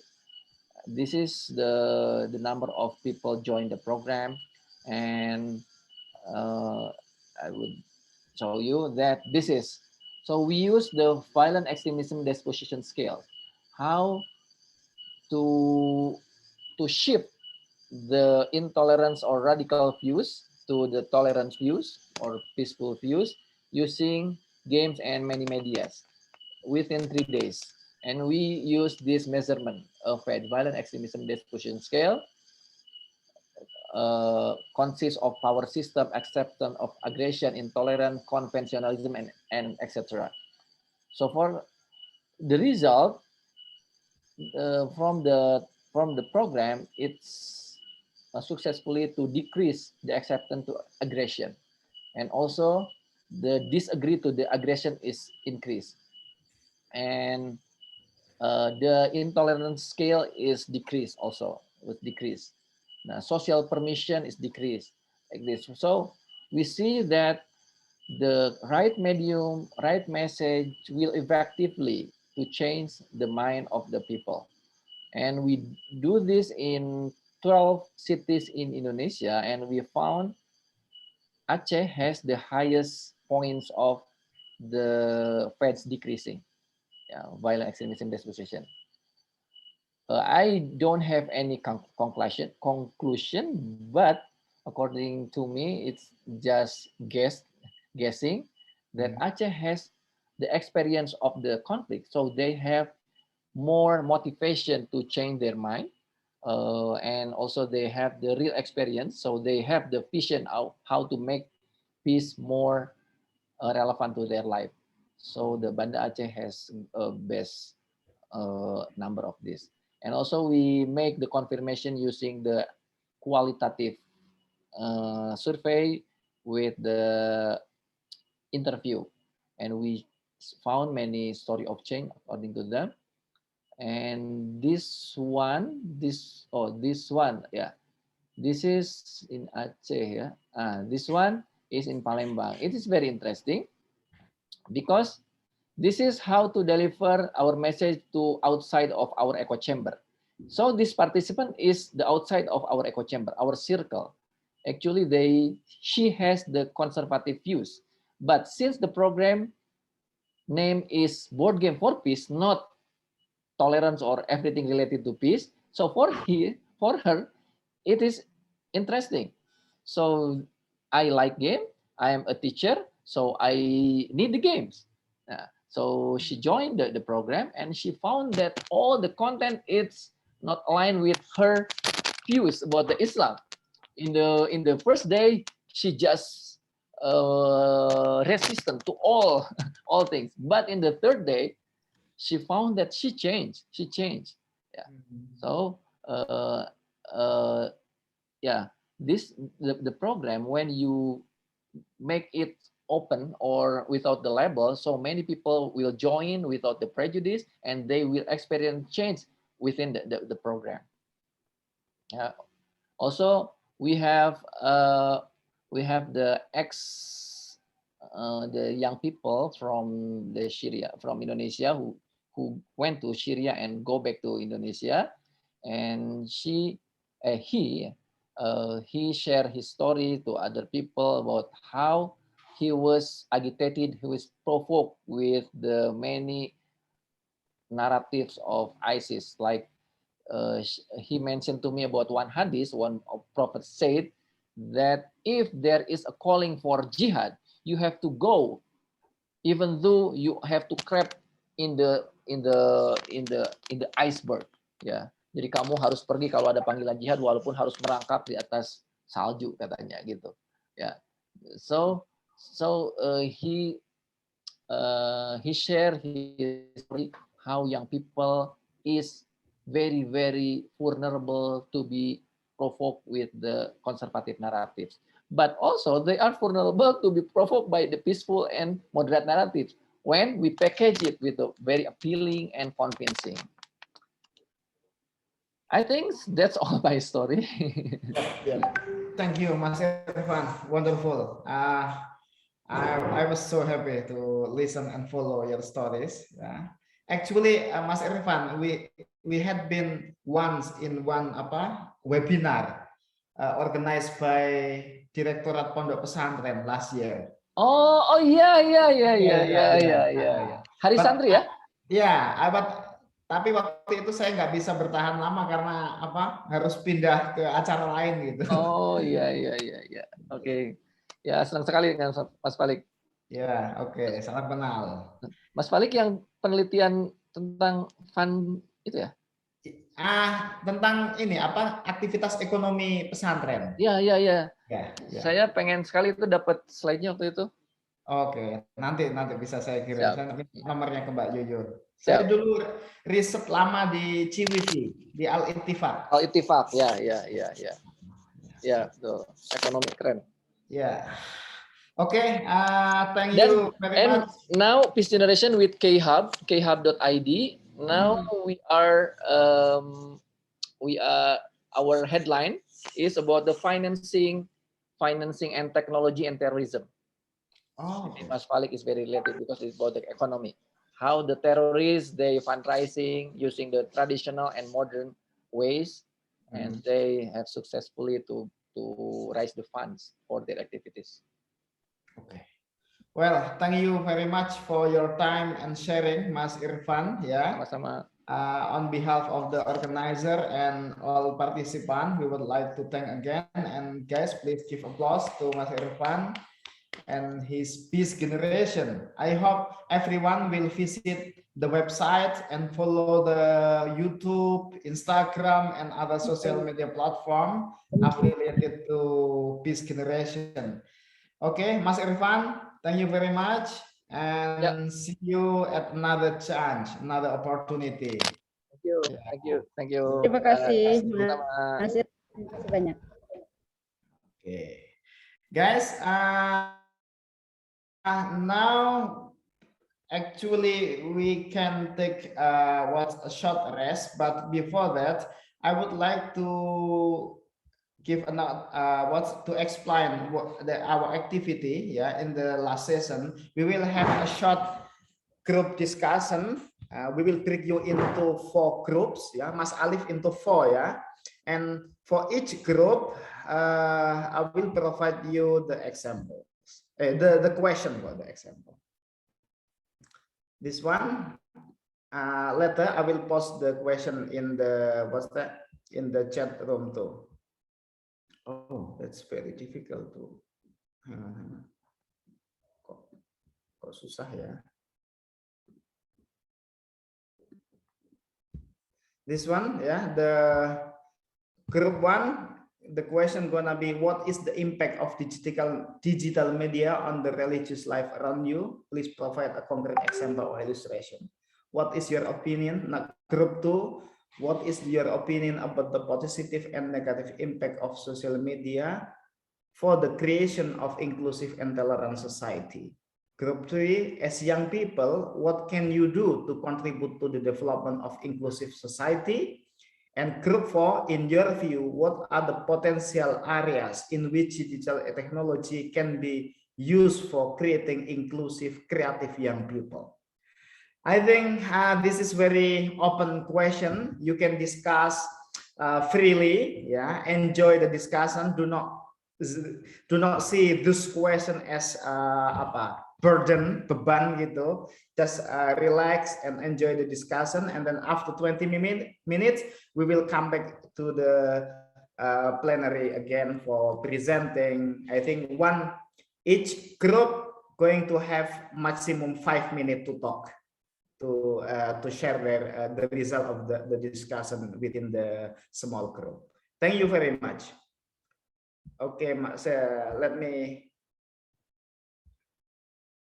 share.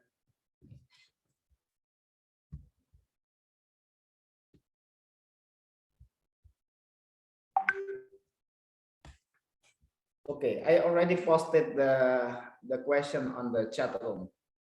Mas Alif, please break out the room into 4 rooms. Yeah, thank you very much, and see you in the next 20 minutes. Okay, thank you very much, Pak Falik. Okay, students, we have already divided into the 4 groups. We have already assisted you also as well. So you may directly join to the room, which room you are working with. Please, for those who are still in the main room, you can also access into the room we have already divided you into. And ask the question regarding Pak Falik already explained before. As for the students who are still in the main room, you may go into the breakout room to discuss with your fellows regarding to the question has been proposed by Pak Falik.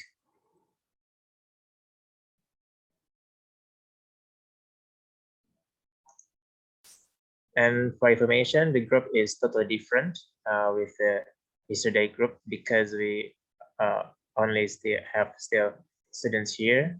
So we decided to make a new one.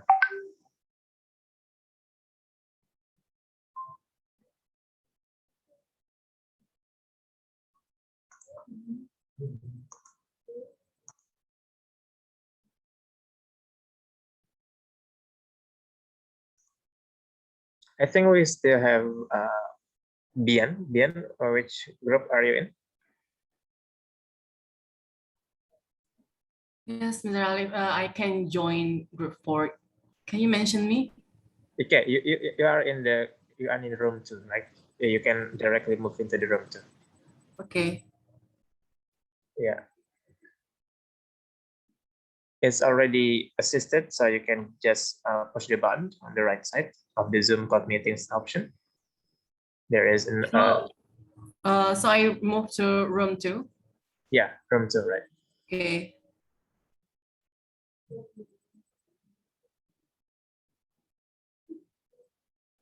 Can I get the invitation again? Yeah, okay, Dini, you are in the. Wait a minute.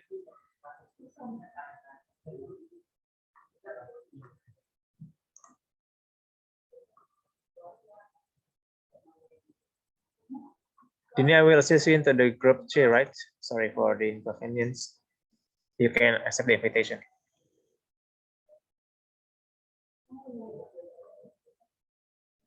Have you, Jen? Have you accept any invitation from me?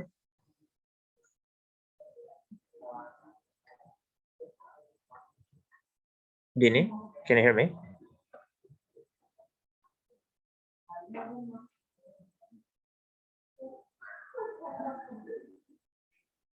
And Muhammad Faid Luniam, you can join directly to the room 2 because we have already divided you into the room 2. So just make a discussion with your fellows regarding to the question, which has Pak Falik mentioned beforehand.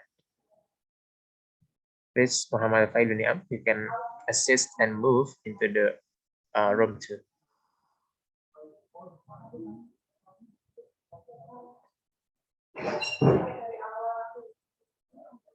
And Dini, can you hear me? Hello.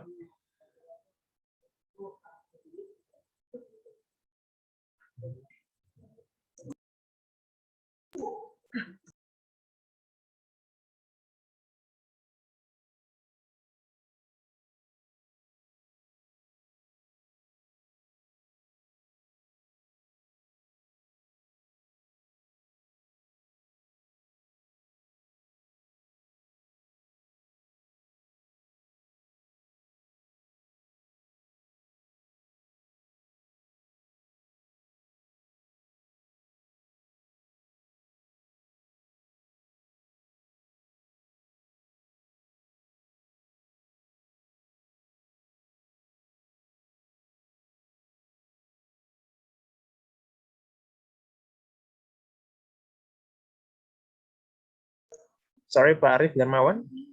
I will assist you into the breakout room so you can make discussion with your fellows, right? Okay, thank you so much, Mas Alif. Okay, I will assist you into the room 4 so you can directly send my invitation.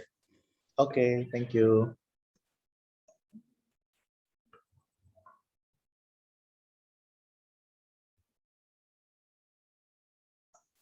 Sip.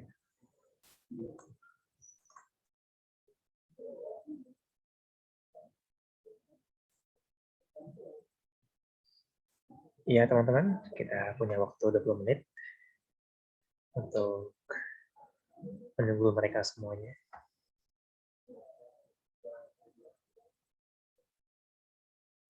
Ini kerekam ya? Oh, serius.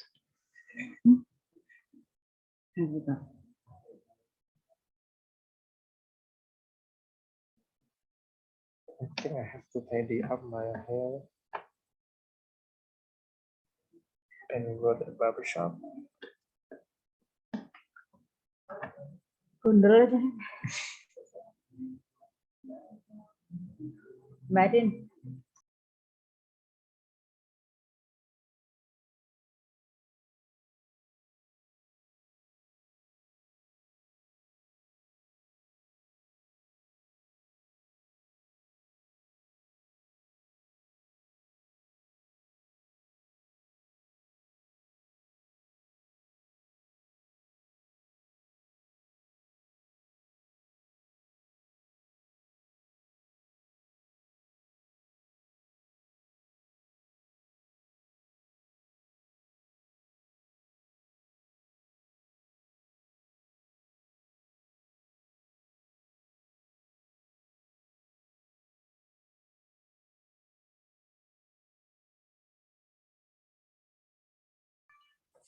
Excuse me, can I get the invitation again? Yeah, okay, sorry. Which room are you in? 3. 3, okay. I will move you.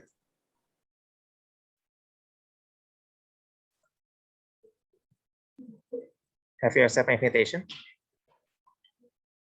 Okay.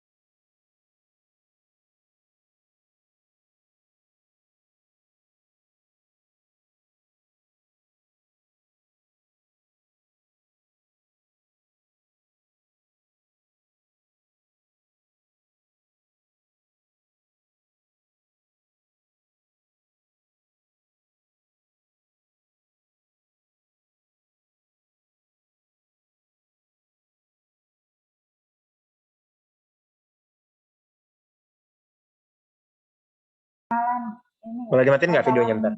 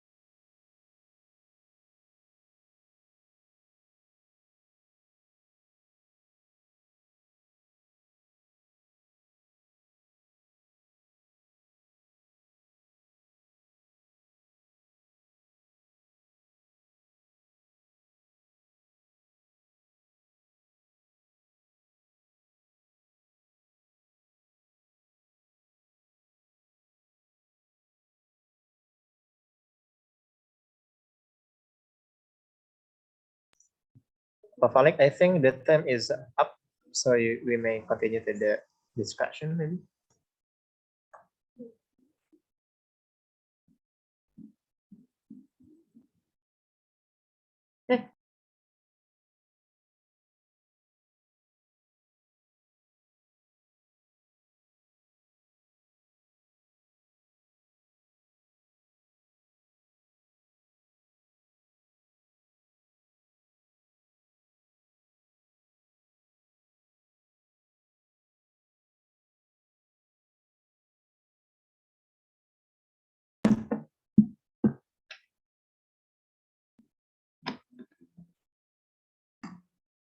Pak Falik, I think the time is up, so we can move directly to the discussion and plenary session from the students coming up from the 4 groups.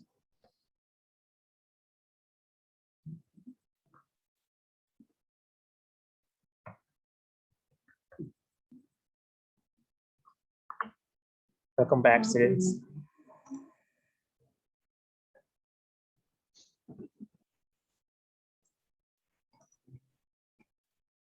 Thank you.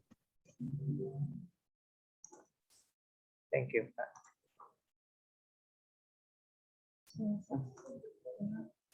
Mas Alif, are you lecturer, students? No, I'm the alumni from the FISIP UNS actually, Pak. Which year that you graduate?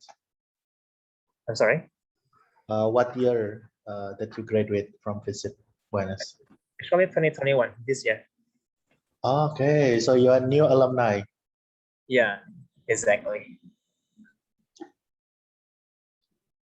May I know what major that are you taking in the FISIP?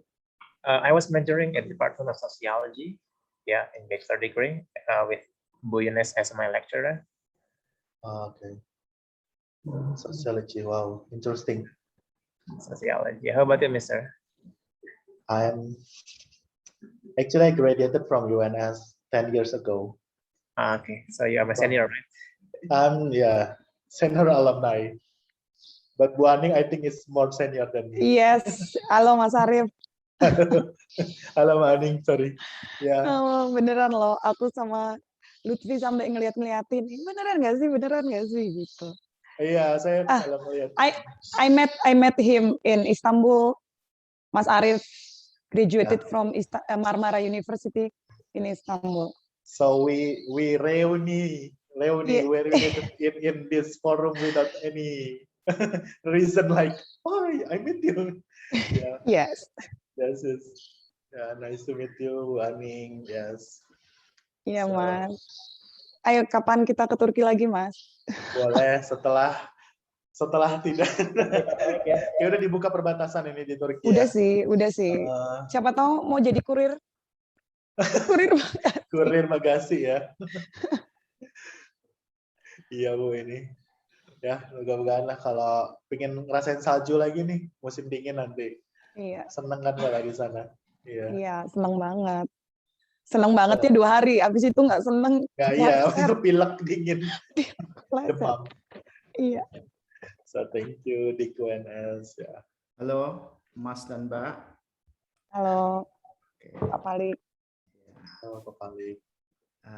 Pak Falik, I have a sister in psychiatry. She's a lecturer. Siapa namanya?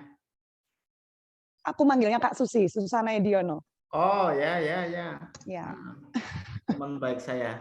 Ya, itu kakakku. Susana, Mbak Iyi. Oh iya, Mbak Iyi. Ya. Ya. I did my PhD at the same time with Mbak Iyi. Oh, in Melbourne. Enggak, tapi saya di Canberra. Di Canberra. Tapi ketemu Mbak Iyi ya, gitu. Gitu. Ya. Oke, kalau Mas Arif ini dari UNS. Oke, ya. Mbak Aning di mana? Apa Mas? Saya S1-nya di UGM dulu, udah lama banget, 21 tahun yang lalu. 20 tahun yang lalu. Mulai masuk S1. Jadi Mas Arif seneng nih, ada yang lebih tua dari dia. Iya, saya rasa I just think like I'm senior because I'm not a student anymore, but ketemu Bu Aning kayak yes, saya di middle berarti. Iya, terus saya ini sekarang baru ambil S2 di ini Mas, School of Government and Public Policy. Terkenalnya sekolahnya Pak Gita Wirjawan sih. SGPP. Oh, yang di Iya, SGPP yang di Sentul. Sentul. Iya, iya. SGPP. Kalau di Jogja ada SGPC. Oh iya, larang. Larang, Ratu nggak pernah beli dari kuliah, soalnya larang. Oke, kita mulai ya. Oke. Welcome back guys. Now it's time for sharing what you have done in your group discussion. I would like to invite a representative or speaker from group 1. Yeah, the question for group 1 was, what is the impact of digital media on religious life around you? Please provide a concrete example or illustration. Who is the speaker? For group 1, me, Mbak Anggi, Sinta, Abi Mayu, then others. We share that Bangi said that, for example, 2 years ago, the teach of industry was just my own elite. I mean, you cannot go, it was easy. 20 years ago, I tried to understand other religion because you can access of internet or this, but now, because social media, internet, and the digitalization, you can try to understand more about other religion free and without block. For example, maybe 20 years ago, if you ask to come to in Catholic class, you are from Muslim, they will block you. But now, because you have access of internet is free, you can learn other religion, and this make more you to understand the others. Sinta says social media cannot really filter all the information, and sometimes some people can not really understand what the aliran. This may confuse, for example, what is Aram or not. For example, art music Aram is not Aram. So in internet you can to try to search. There are a lot to say is Aram. There are a lot to say it's not Aram. So maybe young people can be confused. Or about the dogs. Is dogs Aram? Is not Aram. So there is also this kind of problem, and also no problem. Abin Mayu, he said through social media he can learn more about other religion, even from other parts of the world. So they made communication from other people from the world, made to understand. For my share, for example, I will take the example of Italy. Italy social media is used for a religion, both Catholic and Muslim. Catholic, especially from radicalists, for share about we are best than Muslim, and Muslims sometimes try to make, try to go inside the social, but sometimes they are blocked from cases from radicals. For example, the case from the one girl killed by the family because she don't want to use the hijab, and she's girl from. They are from Pakistan, but live in Italy. They are Muslim, but because the girl want to use Western clothes, the family killed her. And this was a scandal on social media, and of course they become a propaganda from Catholic for mandatory Islam in Italy. So it depends how we use social media and what we can share. This is a good or bad. It depends. If you're good, we can learn more. But in some cases, social media can also use for bad consequence in our life. This is from group 1. Thank you. Thank you, Anilo. Anyone from group 1 want to add? No more? Okay. I think I will not give comment, because we have a limited time, but it was wonderful, At least you raise the positive potential as well as the negative challenge with the fact that social media open up new opportunities for both positive and negative development, for learning each other between or among different people with different faiths or religion, and etc. Thank you, group 1. And then we move to group 2. The question was, what is your opinion about the positive and negative impact of social media usage to the creation of inclusive and tolerant society? Please, group 2. I am Mr. Falik. Yep.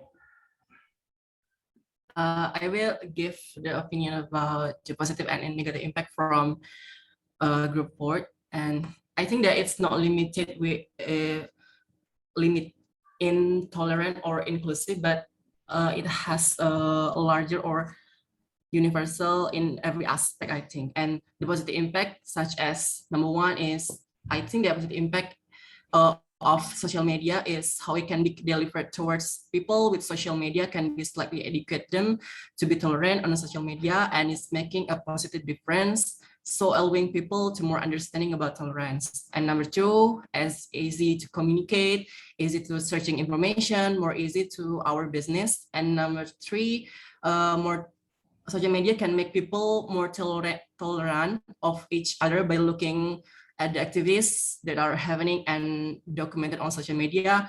Then people will also care more about each other if something happens that is spread out on social media.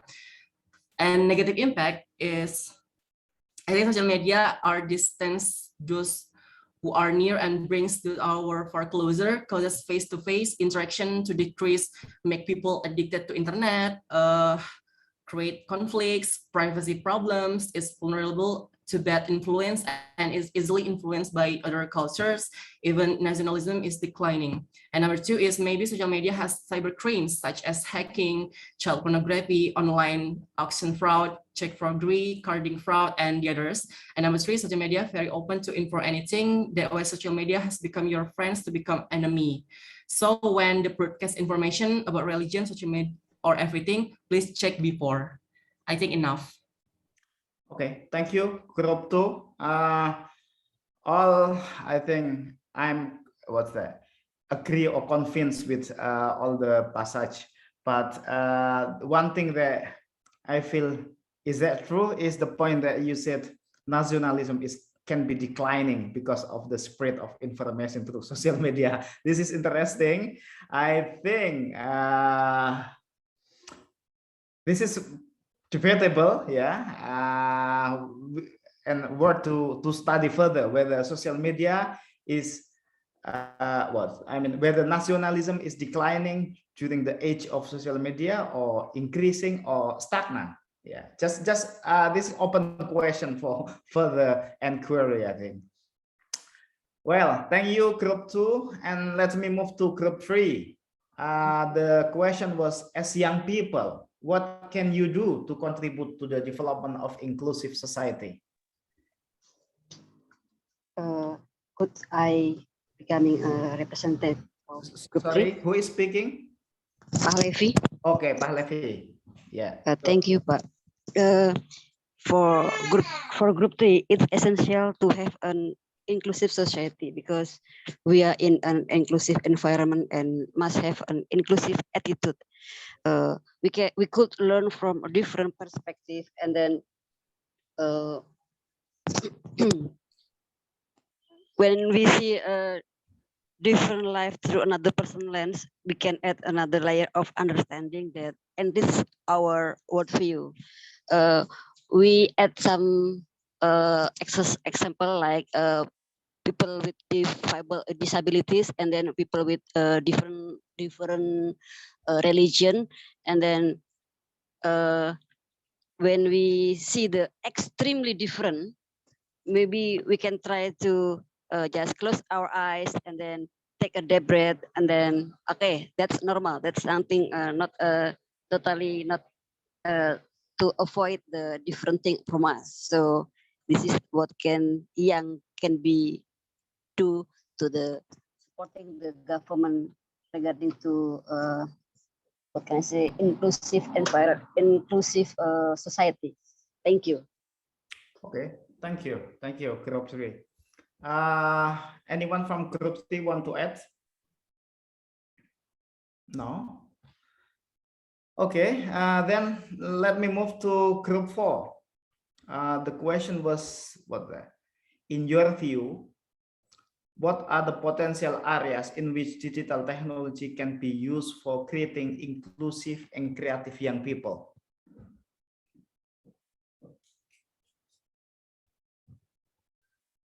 Group 4, please. Who is speaking?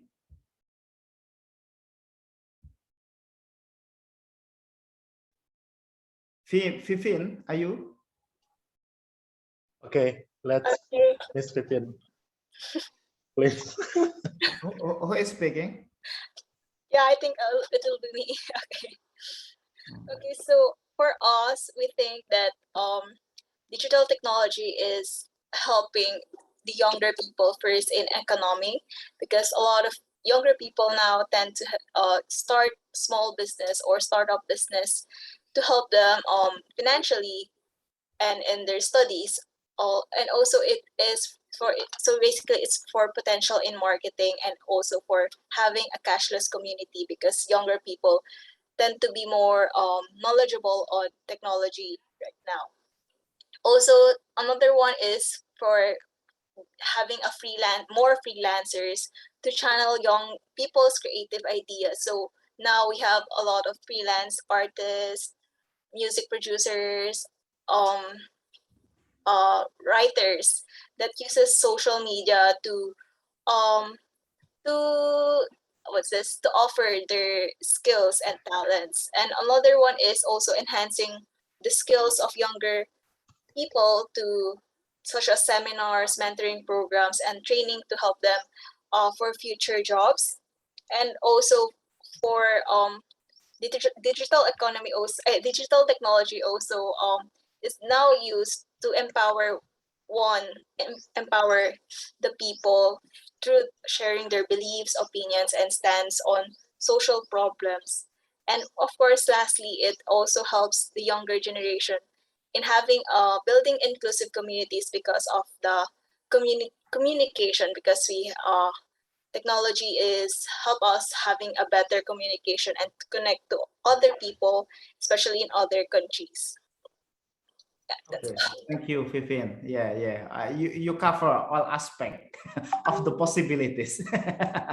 Thank you very much. Well, before closing, probably I would like to highlight or underline some important point from today's session, especially the lecture from Dr. Wai Weng and from Brother Irfan Amali.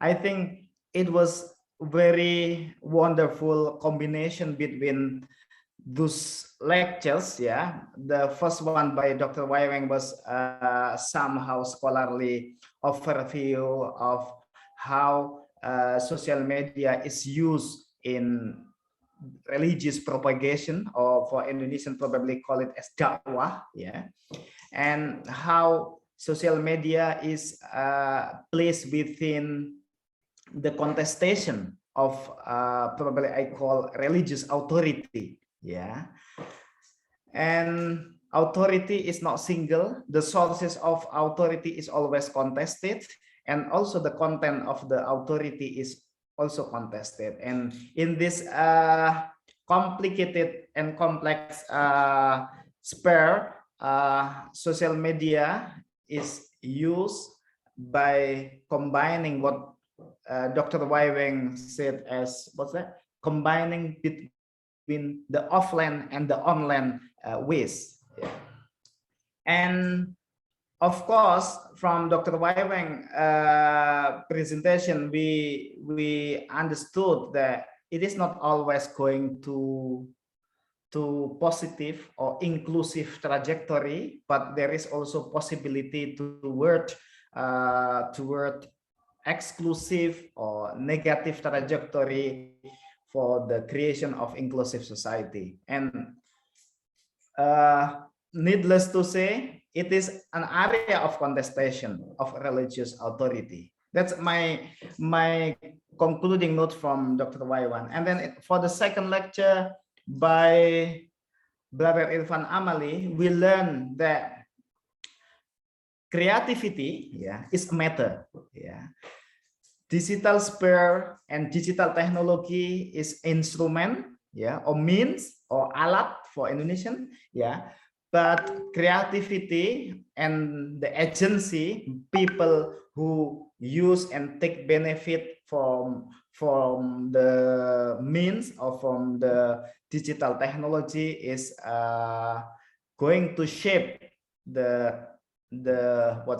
going to shape the color of the society. Yes, and what has been told by Brother Irfan Amali was very wonderful, showing us how he and his team in Peace Generation demonstrating to us the example, the creative activities using digital media as well as using the traditional media. I think that's all from today's summer course, the last day of summer course, and from me as the facilitator as well as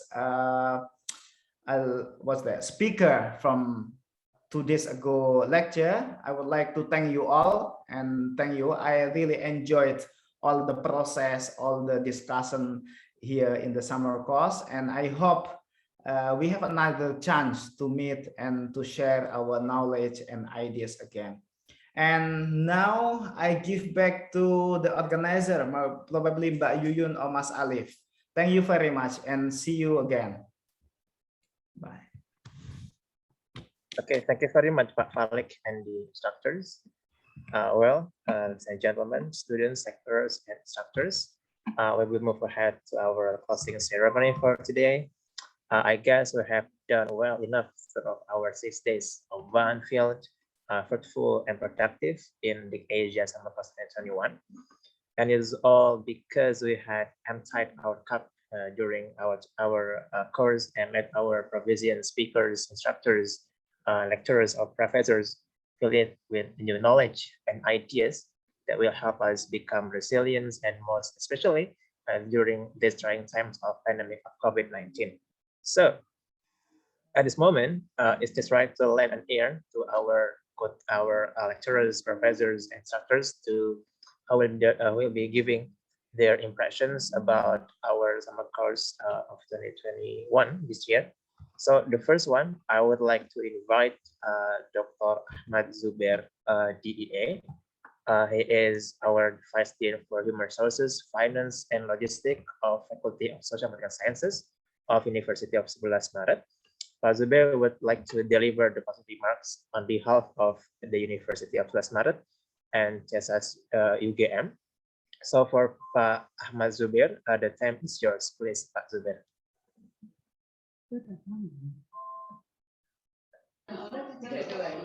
Okay, thank you very much for the time. First of all, I would like to say to all participants and all the instructors, good morning. Good morning, and I hope that your day is very nice today. And I am Vice Dean of Human Resources, Finance, and Logistics, Faculty of Social and Political Sciences, University of 11 Maret. On behalf of the Dean of our faculty, I would like to say thank you very much. Thank you very much for the Center for Southeast Asian Studies, University of Gadjah Mada, Universitas Gadjah Mada, to Professor Dr. Phil Hermin Indah Wahyuni, and also I would like to thank you very much, Ibu Dr. Yunus Sunasti, GDSOC MA, Mr. Dr. Aris Arif Mundayat, and also Dr. Rindo Andanugra, here as a cross instructor, and also thank you very much for the program advisor.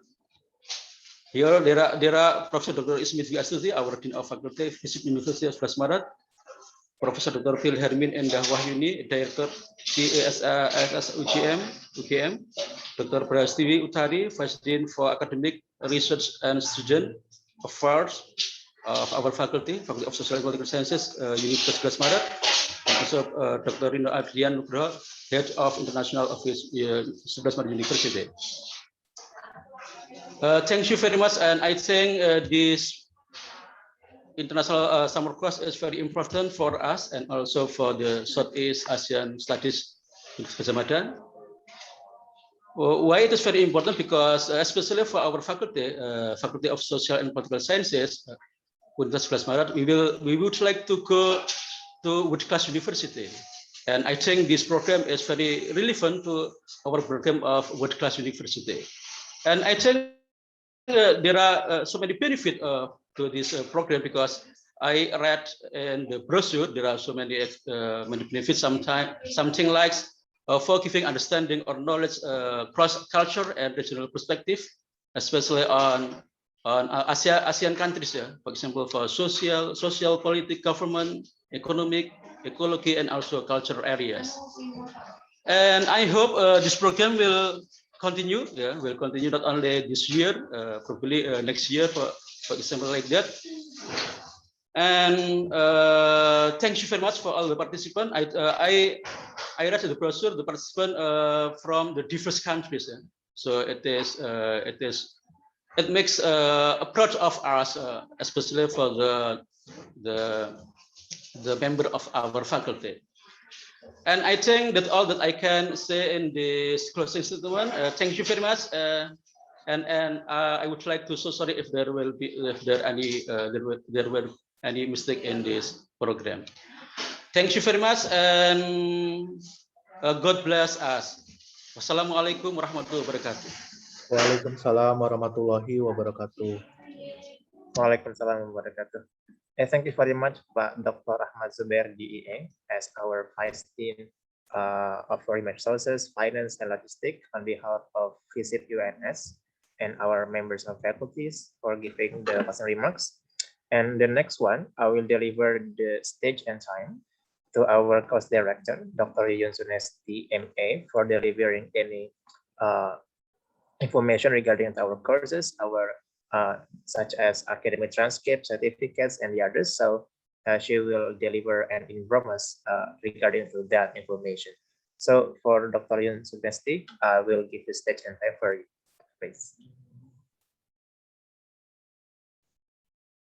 Okay, thank you very much, Mas Arif. Good morning, everyone. Bu Yun, It doesn't feel like 6 days have passed, and our togetherness in learning and discussing in this summer course must end today. My deepest gratitude goes to the speakers, facilitators, students from 25 universities in Indonesia and overseas, and especially to the committees who have worked hardly but happily for the past 6 days. I, as the course director, do apologize if there are any shortcomings in the implementation of this program.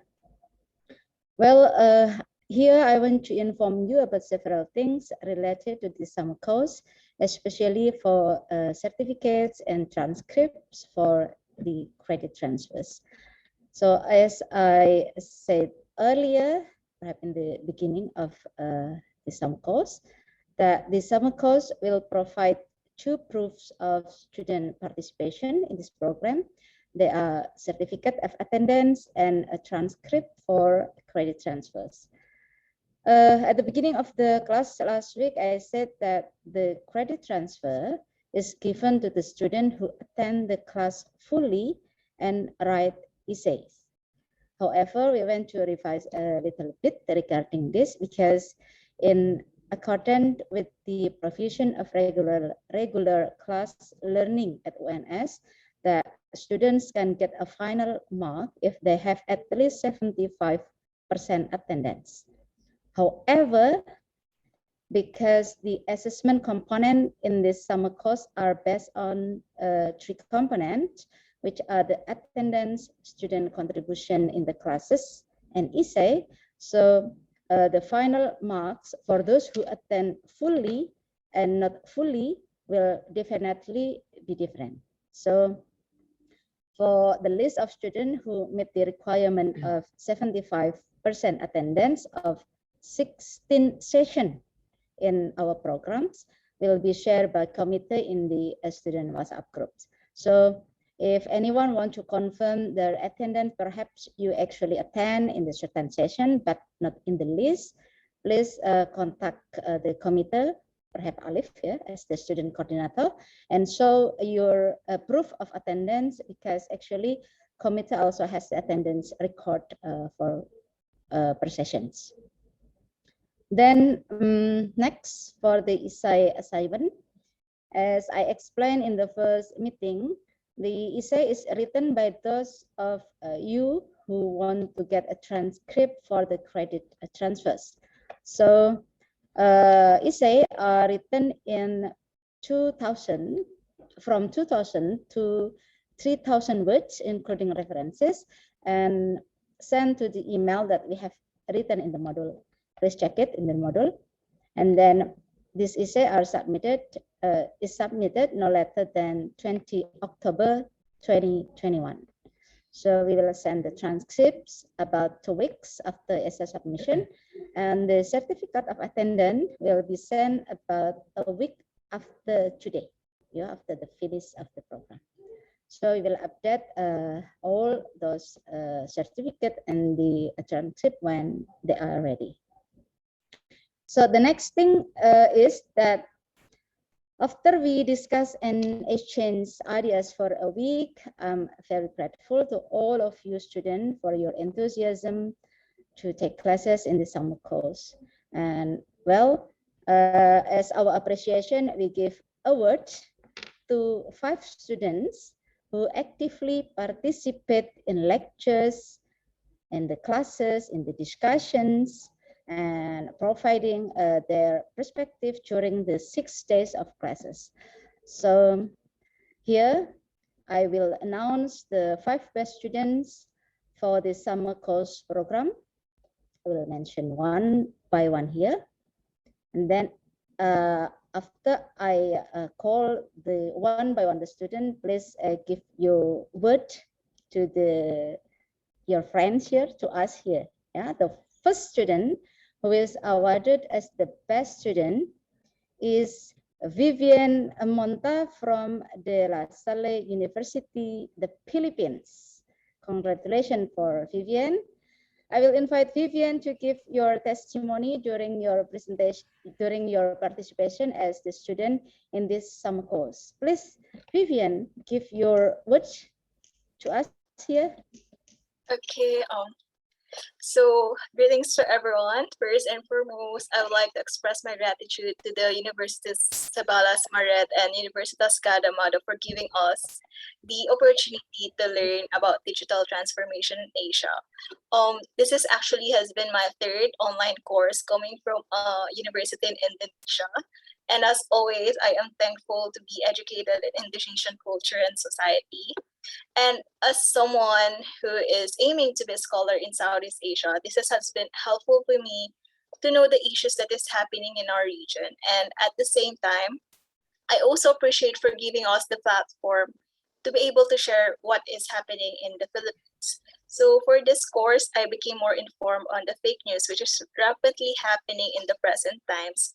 And as someone who aspires to be a historian in the Philippines, where history is given little importance, we are fighting for the spread of misinformation. And with the upcoming Philippine national election this May 2022, we are anxious on how politicians, most especially the son of late dictator and human rights violator Ferdinand Marcos, is using social media in order to distort our history and infiltrate the minds of Filipinos in order to erase the crimes and corruptions they have done. So as we went through this course, it is alarming that this situation is also happening not only in Southeast Asia, but in other continents. And as scholars, we have the responsibility to be able to inform other people in this issue. And hopefully through this course, we are inspired to raise more awareness on this matter.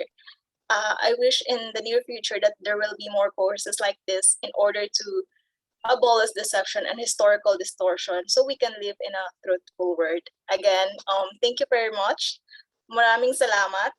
Mabuhay, and I hope to keep in touch with you all after this event. Yeah, thank you, Vivian. Yeah, very happy to have you here in the 6 days and other friends. And the second is student, the best student is Tri Sulistianing Astuti from School of Government and Public Policy Indonesia. I will also invite Mbak Aning to give your word for your experience during the course. Perhaps you have also give the feedback for us for the next summer course. Okay, please, Mbak Aning. Thank you, Prof. Yuyun. Actually, I'm very surprised that I be the second best student. I'm not expected at all. So thank you very much for the opportunity to share my impression and message about the DIC-Asia summer course here. First, I would like to express my gratitude and appreciation to the wonderful committee, Prof. Yuyun, Mas Alif, and behind the screen committee for providing us 6 days inspiring course. Actually, your hard work pay because the course overall, in terms of implementation, went well, and regarding the content provider, it also covers the broad issues, not only about the heavy themes of the current digital topic, but also the best practice for our daily life interaction to digital platforms. And for the second thing, regarding the material presented by various distinguished speakers and also the honorable moderators here, personally, I found an oh moment. You can imagine sometimes, I didn't even know about that term or that issue. So for that reason, I cannot even pick who is my favorite or what subject to be my favorite lecture during the course.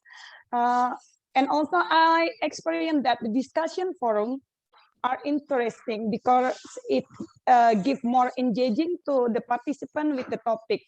And for the technical problem, don't worry, it's so understandable and very common during the online forum. So it's very, very good event actually.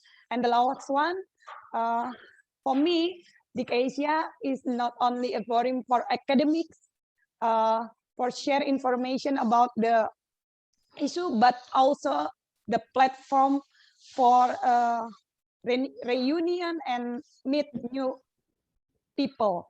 I was surprised and excited to have opportunity to meet Prof. Yuyun.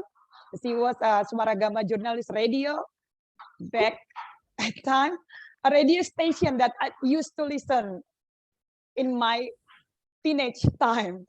And also touched by Prof. Hermin, whom I met 21 years ago as an undergraduate student.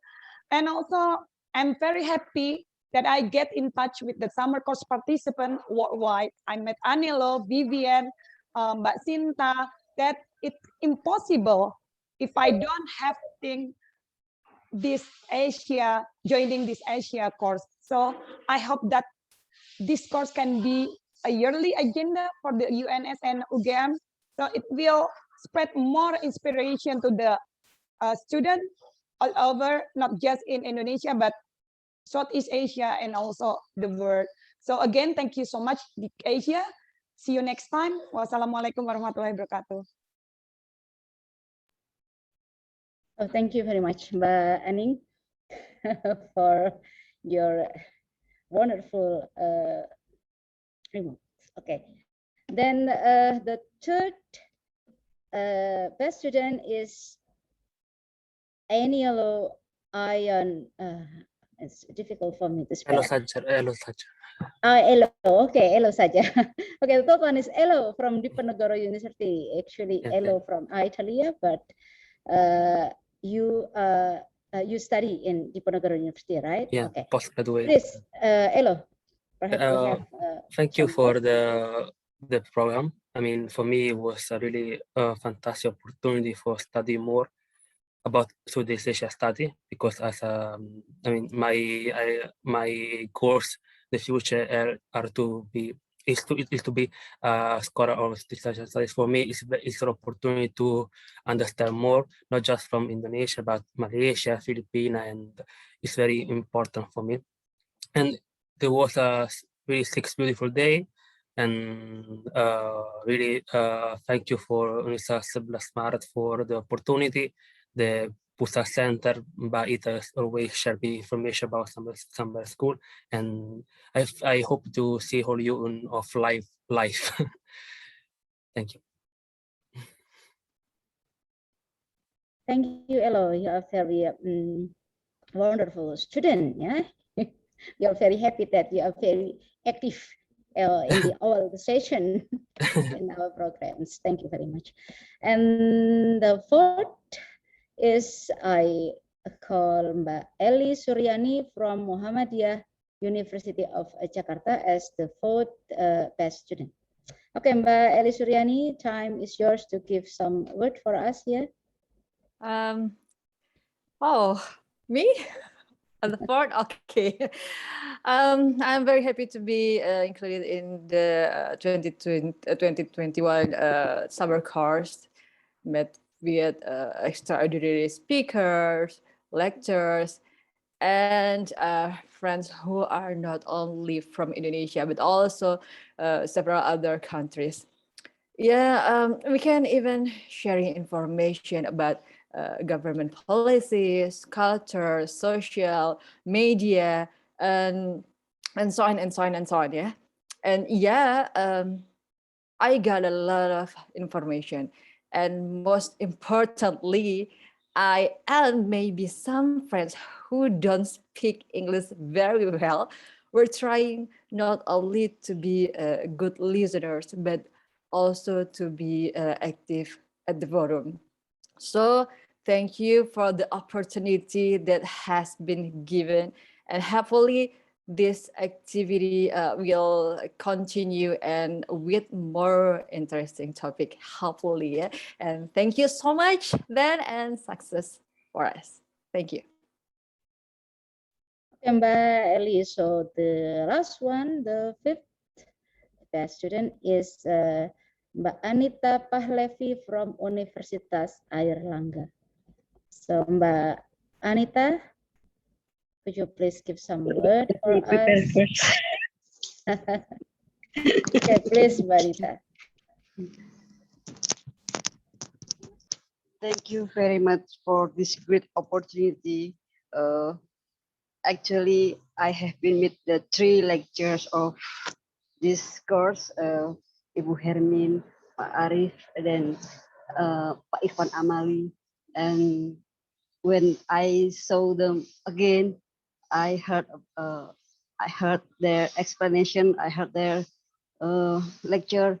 It means a lot to me, and then make me more energizing to learn more about everything, to learn something new, to spread the ability to speak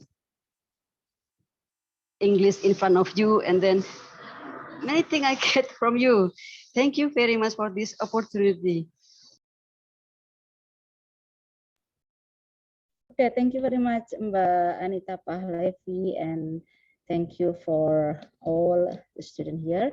Because we just have a limited time, we just give opportunity to 5 students to give their words and testimony, but we invite you all to give your testimony and feedback for this summer course through the feedback form that Alif will share it for you in WhatsApp group, and then please fill it to improve our program in the future.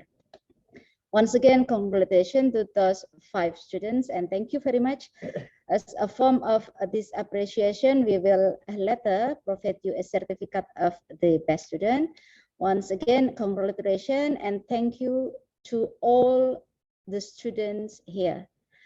Lastly, I would like to express my deepest gratitude to all the teams who worked hardly on this event, to the facilitators, Dr. Falik, Dr. Ita, and Dr. Rino, for the committee team, Mbak Adin as the co-secretary, Mas Alif as the student coordinator, Maria and Rosetta as social media and administrative affairs, and Hilmi and Safa as the website design and the operator. Thank you for you all the very wonderful committed and behind the scene team here. Last but not least, once again, as a course coordinator, I thank you very much to all of you. Hopefully we can meet again in our next program. If you have any question regarding to the certificate or the transcripts or the essay and etc. We can discuss it later in the WhatsApp group, and Alif will coordinate and will handle of your questions. Thank you very much, and I will return it to Alif. Yeah, thank you very much, Bu Yuyun, for your information. I think we have already in our closing remarks of today. So guys, if you want to still keep in touch with your fellows, it's very pleasure for you to input your social media accounts, whether Instagram, Twitter, or Facebook, or your number to your chat box. So you may follow each other through social media. So after this event, you will be still in connection with your fellows and friends from the Asia Summer Course 2021. Okay, so before we will part ways, let me leave this quote by William Cullen to you. The quote says, "Learning and innovation go hand in hand. The arrogance of success is to think that what you did yesterday will be sufficient for tomorrow."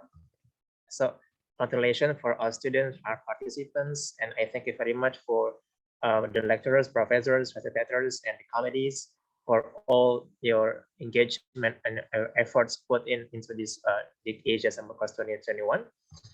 On behalf of the committees and all the responsibilities, I thank you very much for the students.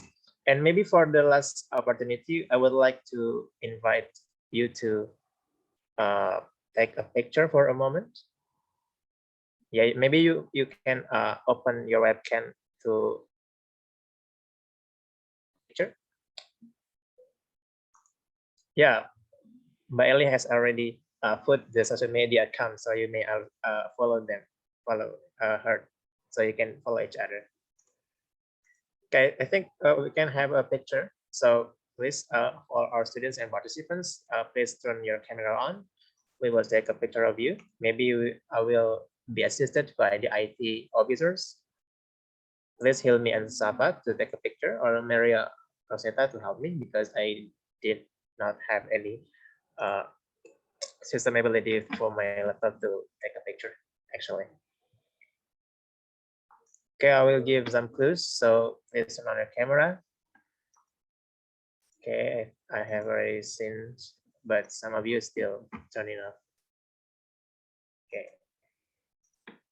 I think I will count into 3. So when the 3 comes, please keep smile, and the IT officers will take a picture of you. Okay. 1, 2, 3. Okay, steady, steady, hold on. Okay, one more time. Okay, 1, 2, 3. Smile. Okay, thank you very much for your time and attention. So that's all for the Summer Course DIC Asia 2021. Thank you for your participation for these 6 days. I've been through a wonderful, fruitful, and productive days of lecture with our professors and students. So I thank you very much that this has been your host and MC. I'm gonna say, yeah, just keep steady and on your journey ahead.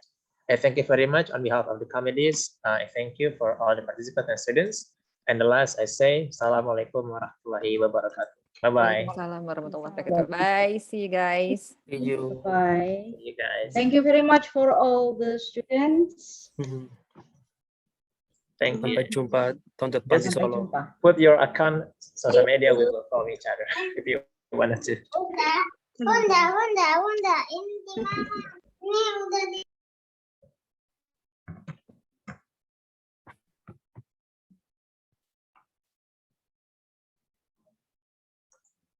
Thank you so much for the all committee. I'm sorry not to offer this. Thank you, Mas Terima kasih, Pak Arif. Terima kasih, Bu Yoyo.